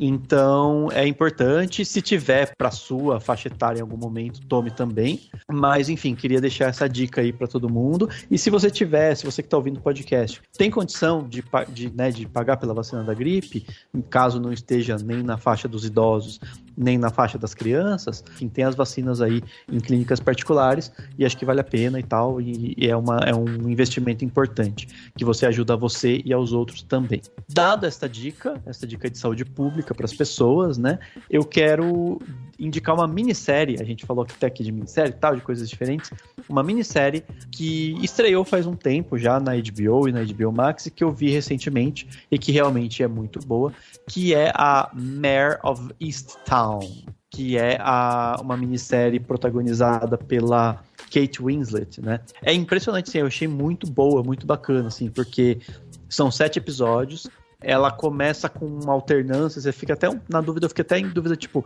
de que histórias ela estava contando, sabe? Eu pelo menos demorei para entender quem era a personagem que apareceu e quem é que aparece depois, sabe? Tem umas coisas assim, mas de qualquer forma, depois ela se ajeita. E qual que é a história, né? A Kate Winslet vive a Mare, que é o apelido dela, né? Nessas cidadezinhas do interior da Pensilvânia, que todo mundo se conhece, sabe? Tanto ela é detetive da polícia, mas ela é chamada pra ir na casa, tipo, da melhor amiga dela, que teve problema não sei o quê. O velhinho que reclama que invadiram a casa dele, ela conhece ele desde sempre, sabe? Então, é tudo muito íntimo, com os ônus e bônus desses acontecimentos, né? E, enfim, acontece um crime, que é uma jovem é encontrada morta. Junto com isso tem um anterior que ela não conseguiu solucionar, de um desaparecimento, e as coisas vão se encavalando e ela se vê nesse momento de investigação junto com problemas pessoais, com questão da idade dela, com problema na família, né, com histórico dos filhos dela e tal, e isso vai se ficando meio efervescente, e a gente vai acompanhando essa história, e ela tem vários plot twists, assim, ao longo, né, da minissérie. E, assim, eu achei bem legal mesmo, bem intenso, assim, bem forte, bem de deixar você grudado, sabe, querendo saber o que vai acontecer. Eu assisti ela meio espaçada, porque eu tava sem tempo de ver muita coisa de uma vez, então fui vendo um episódio, no dia seguinte vi o outro, mas é uma que dá pra maratonar tranquilamente aí, pra quem quiser pegar um domingão e ver 7 horas de minissérie, também com certeza vale a pena, deve ser uma experiência bem legal. Enfim, é uma minissérie muito boa da HBO Max. Muito bem, tá aí então, dicas do Dani. Lembrando vocês que tudo que a gente tá falando aqui, né, vai ter link aqui no post, então se você perdeu alguma coisa, vai lá no post, tá lá, é só você ir lá clicar, você vai ser direcionado pra tudo que a gente tá falando aqui. Nádia, e você começou falando pra gente aqui sobre Our Flag Means Death, e eu acho que você vai continuar por aí, é isso? Vou continuar por aqui. Cara, Our Flag Means Death, como eu falei, é uma série de pirata. Ela conta a história do Stede Bonnet, que foi um pirata de verdade, ele existiu, ou pelo menos assim, né? Há registros da existência de um suposto Stede Bonnet, que era um cara que era da realeza, assim, não era nobre, mas, tipo, era burguesão. Uhum. E ele resolve um dia, tipo, quer saber? Eu tô meio entediado aqui na minha casa com a minha mulher e minhas crianças, vou virar pirata. E aí ele vem pro Caribe, vira pirata, só que ele era meio incompetente, ou pelo menos, assim, a série retrata ele como sendo incompetente, porque ele era um cavalheiro, então ele não sabia nada da vida de pirata, vida de navio, ele só sabia das histórias de livro. E aí tem esse choque de cultura, né, dele com a vida de pirata de verdade, e o fato de que, tipo, todo mundo é mó violento, mó, tipo, cospe no chão e tal, e ele é todo... Tem uma cena maravilhosa, eles vão numa ilha, que é a Ilha dos Piratas e tal, ele desce com uma roupa toda branca, linda, linda, linda, recém-passada e tal, ele, o assistente dele, aí vem uma pessoa e morre no colo do assistente dele, mancha um negócio todo de sangue, e o menino fica, ai meu Deus, cruzes, sabe? Cara, é muito, muito, muito divertida, e é com a pegada do Taika Waititi, que é incrível, e está maravilhoso de Barba Negra na série. Então, assim, o meu cantinho do Twitter e do TikTok e tal está obcecado com Our Flag Means Death, e eu também. Estamos juntos na obsessão. E eu queria aproveitar aqui o nosso plano de sequência para dar 2 dicas, uma de vida e uma cultural. A de vida é para quem tenha menos de 18 anos, até para quem tem mais de 18 anos, tirem os títulos de eleitor, pelo amor de Deus. Por favor. A gente precisa ter responsabilidade com as escolhas no nosso governo, porque, assim, e aqui vai um pouco o spiel da professora de Direito, não escolher é aceitar qualquer coisa que vem por aí. E a gente não pode simplesmente aceitar qualquer coisa. A gente não aceita qualquer coisa quando a gente vai comer, quando a gente vai escolher o que vai trabalhar. A gente não aceita qualquer coisa. Por que na pessoa que vai decidir a sua vida pelos próximos 4 anos a gente aceita qualquer coisa? Então, tirem o título de eleitor, estudem os seus candidatos, porque eu não tô aqui para fazer campanha para candidato A ou B, não é o meu lugar. Mas estudem os seus candidatos, verifiquem se o que eles dizem faz sentido com o que você acredita e votem com consciência. Por favor. Fica aqui a minha dica de sociedade.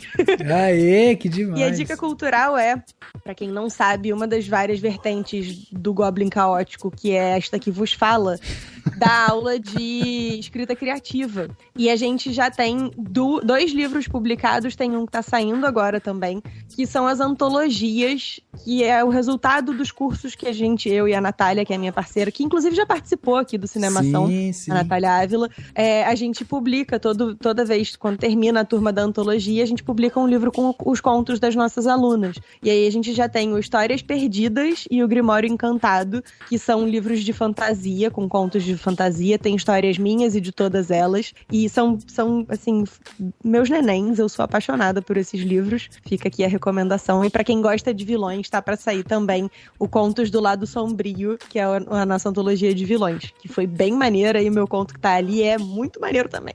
Aê. Tá disponível na Amazon pra comprar pra ler no Kindle e tal, é bem tranquilinho de acessar. Pô, que demais, olha aí, que demais. Nossa, teve plano detalhe aqui de título de eleitor, de saúde, de vacina, de série, meu, que demais. Tem que manter o nível aí, Riquinho, o que você trouxe pra gente aí de plano detalhe? Só perguntar, Nádia, onde que passa essa série dos piratas? Na HBO Max. Putz, e o Dani falou também da HBO Max, né? Pois é, tá surgindo uma campanha que as pessoas não estão percebendo, mas temos 2 convidados aqui patrocinados, tô achando, viu? Exato. E agora você pode usar o seu cupom aqui no Cinemação. HBO Max pode anunciar, inclusive, tá? Pode anunciar, estamos portas abertas. Exatamente. Eu vou falar de um desenho que tá na HBO Max. Que, aliás, essa HBO Max aí eu tenho a guarda compartilhada dela, junto com um menino muito bonito que grava podcast. Que já fez seu plano detalhe. E é um plano detalhe, quem me indicou foi o Manezeira, que grava comigo o Geração M. É um desenho chamado Primal, sentido de primitivo. É a história de um homem das cavernas, ou pelo menos um homem da aurora da humanidade, num mundo fantástico, ou seja, um mundo em que os humanos coexistem com dinossauros e grandes insetos e mamíferos e tal. E esse desenho, por hora, pelo menos aqui na HBO Max Brasil, ele tem só 10 episódios lançados. São episódios de 22 minutos em média. Não tem diálogo, só tem gritos guturais e rugidos de dinossauro. Mas é fantástico.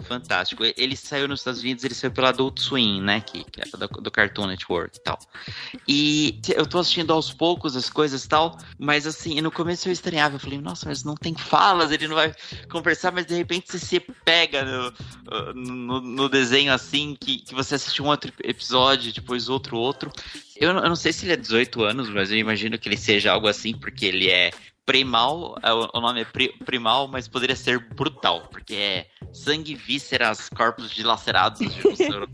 Tipo, é muito legal isso, assim, mas não dá pra assistir com crianças pequenas. Ele tem um traço muito legal. Essa série, ela é do Gendy Tartakovsky, e ele é muito conhecido, principalmente no começo dos anos 2000, pelo desenho do Samurai Jack. Quem tinha lá Cartoon Network sabe bem qual que era esse desenho é fantástico. E um outro desenho também que eu amo, que tem tudo a ver com tudo que a gente falou no podcast agora, que é o Star Wars Clone Wars, o primeiro desenho.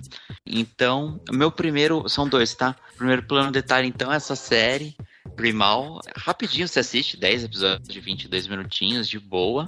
E o segundo plano detalhe é algo que eu não estou assistindo enquanto eu gravo o podcast, não estou fazendo isso, tá? Não estou totalmente focado aqui. Caraca, se entregou muito agora. Mas é algo que eu não sei se alguém já indicou, ou se alguém já indicou esse gênero de cinematografia, que é novela. E eu quero indicar essa nova versão do Pantanal, escrita pelo Benedito Rui Barbosa, né, que fez a Pantanal, a primeira versão dos anos 90. Ela foi escrita pelo Benedito Rui Barbosa e pelo Bruno Luperi. Os episódios sempre tem variação de diretor, mas os 2 principais são o Gustavo Fernandes e o Rogério Gomes.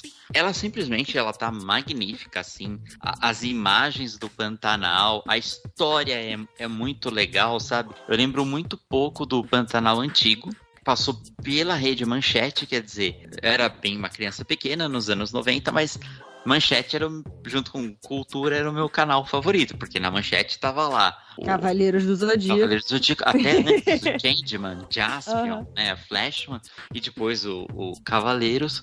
E eu gosto, tenho um carinho ainda pelo Pantanal, que na primeira fase foi estrelado pela Ingra Liberato, que foi, acho que, uma das nossas primeiras convidadas, se eu não me engano, entre a primeira e segunda temporada do podcast Cinemação. Sim, sim. Então eu tenho muito carinho por essa novela. E eu comecei a assistir agora, ela tá na 3ª semana agora, essa sexta-feira que sai nosso episódio. E quem tiver Globoplay consegue aí reassistir os episódios anteriores rapidinho. E é muito legal, assim, você ver essa parte, né, do nosso país, né, que não é tão explorada, que é a região do Pantanal / Mato Grosso do Sul. E, tipo, o elenco da novela é muito bom, assim. Na primeira fase tem o Renato Góes, tem a Bruna Linsmeyer, que é uma atriz que eu gosto muito, a Malu Rodrigues, que é outra atriz que eu gosto muito.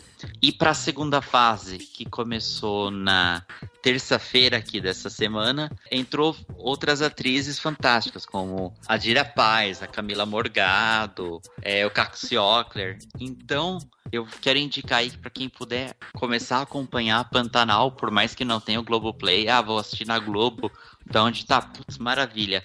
Tá muito legal, assim, eu sou meio noveleiro, mas realmente, essa novela eu tô acompanhando assim, como série, sabe? Tipo, tá chegando o horário, não quero perder o episódio. Esses dias eu joguei RPG, mas fiquei com um olho na tela. um olho nos dados e o outro na tela, né? Exato. No meio do RPG era vira onça! Foi engraçado que a TV tava meio alta na semana passada e tem uma hora que fala, ele é o novo Rei do Gado. Aí o pessoal do RPG ouviu e falou, você tá assistindo o Rei do Gado? Acontece esses crossovers, assim. Rafa, eu posso trazer só mais um plano detalhe que eu esqueci, mas tem tudo a ver com o tema do nosso podcast? Pode. Eu tô jogando quarta-feira sim, quarta-feira não, uma campanha de RPG streamada na Twitch, no canal do Taverna Online. Ela streama tanto na Twitch quanto no YouTube, e tem os vídeos todos no YouTube também. E ela é o que eu tava falando, que é um sistema, antes da gente começar a gravar, eu tava comentando com os meninos que eu tô jogando um sistema que chama Monster Hearts, e são adolescentes monstros na escola, basicamente. Então tem uma pegada meio Scooby-Doo, meio Sabrina, mas um pouco mais dark. Tem coisas de, tipo, na história que a gente tá contando, houveram homicídios ligados a Bloody Mary. E aí, tá sendo muito legal, porque eu tô revivendo aqueles filmes dos anos 80, os filmes do John Hughes, que não fazem mais, né? Filme tipo Garota de Rosa Shocking, como chama o Breakfast Também, mas o Breakfast Club especificamente, que eu esqueci agora. Clube que é dos 5. Clube dos Cinco. É essa vibe, mas com um monstro, sabe? E tá sendo muito divertido. Eu tô apaixonada pelos personagens, tô muito triste porque a gente já tá, assim, do meio pro final da campanha. A gente tem mais 1 ou 2 sessões. Mas vai continuar tendo sessão com a gente toda, quer dizer, quarta-feira sim, quarta-feira não, explorando outros sistemas de RPG. Então, pra quem gosta de RPG, fica aqui o convite pra procurar a gente na Taverna Online. Pô, demais, hein? Demais. Cheio de Cara, tá sendo muito bom. Divertido, sério. Eu tô apaixonada. Pois é, olha aí, que legal, que legal. Pois é, bom, pra fechar aqui o plano detalhe, vou dar o meu aqui, trouxe um só, porque já tivemos muitos planos detalhes aqui, então vou fechar aqui rapidinho. É um podcast novo que eu comecei a ouvir recentemente, que chama O Código do Russo. É um podcast jornalístico e basicamente ele fala sobre a ascensão e a queda, né, do Sérgio Moro no governo Bolsonaro, mas vai falar também sobre toda a parte da Lava Jato e tudo mais. É muito legal porque, como aconteceram muitas coisas ao mesmo tempo naquela época, a gente às vezes fica meio perdido. Então, eles vão passando de uma forma muito temporal, assim, tudo que aconteceu, sabe? Então você consegue entender, ele fez isso naquela época, aí teve a condenação, daí foi pra lá, foi pra cá, aconteceu isso e tal. Fica muito evidente, assim, quando você escuta esse podcast. E o que eu gostei desse podcast é que é um podcast jornalístico, ele é curto, então ele tem ali mais ou menos uns 20 minutos, 30 minutos cada episódio, então ele é rapidinho. E o que eu mais gostei dele, assim, é como ficou fácil, né, de entender um pouco mais do juridiquês, que a gente às vezes não entende, né, essa parte de processos judiciais e tudo mais, e também entender essa figura que é o Sérgio Moro, sabe, como ele se pintou de uma coisa e ele se montou, né, dentro dessa figura do bastião da justiça e tal, e ele não consegue mais se desfazer desse papel. E aí ele foi ultrapassando limites atrás de limites e até hoje ele se vê dessa maneira. Então é muito interessante quando você ouve esse podcast, porque você começa a entender um pouco mais esses posicionamentos e aí você percebe que ele não é tão distante daquilo ali que a gente tem hoje, né? Então vale muito a pena. Entrando um pouco até no que a Nádia falou sobre conhecer os candidatos e tudo mais, eu geralmente faço esse processo, né? Eu gosto de ouvir muito sobre todos os candidatos, independente de que área eles estão, né? Em que aspecto político eles estão. Eu gosto de ouvir para eu entender um pouco mais sobre a construção dessas pessoas, para eu saber também como que elas vão se desenvolver nessas eleições. Então, esse é uma boa dica para quem quiser entender um pouco mais sobre essa figura, né, do Sérgio Moro, que foi alçada aí agora a candidato e tudo mais. Pode ser que saia, pode ser que não, mas enfim, é um cara que tem influência política e por isso também a gente precisa ter cuidado. Então fica essa dica. O Código do Russo tá em todas as plataformas aí de áudio da sua preferência.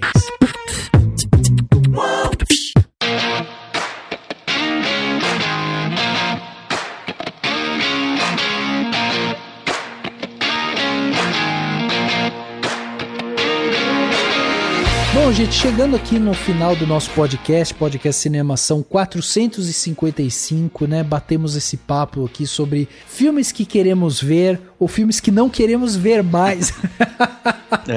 A gente mudou um pouco a pauta, né?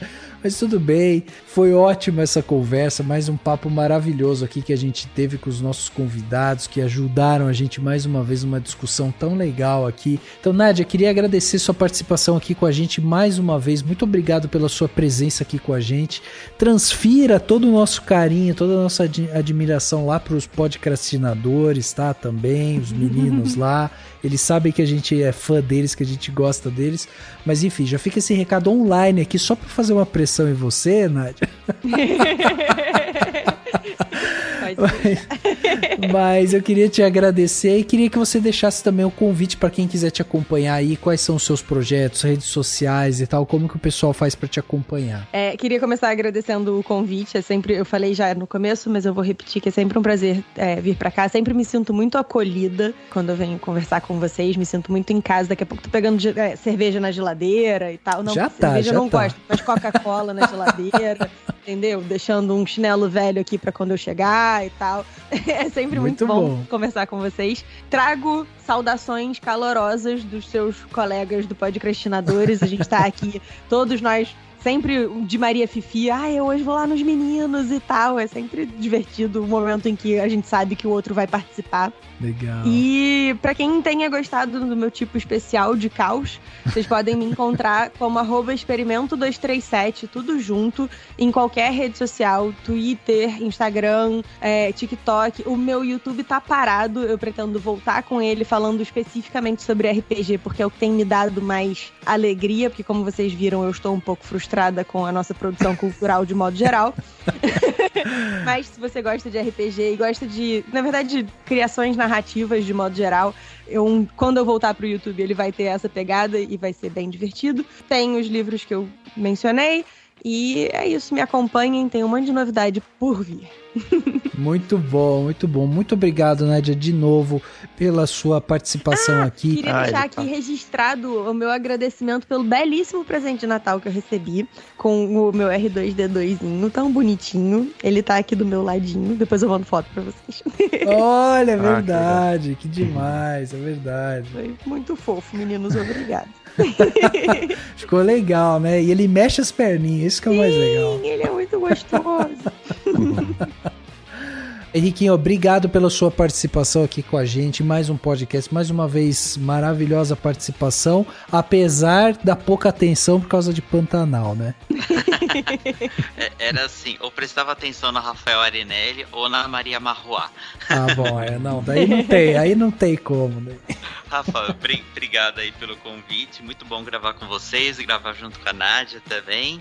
E, bom, pra quem quiser me seguir, nas redes sociais basicamente é o Instagram, que é Henrique Risato. Mas eu convido a vocês a procurarem meus textos no site do cinemação.com e ouvir também o Geração M mais uma vez aí. Tem bastante episódio bem legal aí, de temas bem variados. É isso aí. Fica esse convite aí, tá tudo aqui dentro do cinemação.com. Dani, muito obrigado também pela sua participação, né, Dani? A gente destruiu um pouco sua pauta, mas não fique nervoso, viu, Dani? Mas acho que a ideia era essa mesmo. Aí tá tudo certo. E espero que todo mundo, inclusive, comente que filmes que quer ver, que não quer ver, que a gente tá cansado, que não tá. E é isso, valeu Henrique, brigadão pela participação, brigadão Nádia por ter vindo aqui falar com a gente. E pra todo mundo que tá ouvindo, semana que vem a gente tá de volta com um filme que talvez seja um que a gente quer ver. Vamos ver. É verdade, ainda não vimos. É verdade. Muito bom. O podcast Cinemação 455 fica por aqui e a gente se vê no próximo.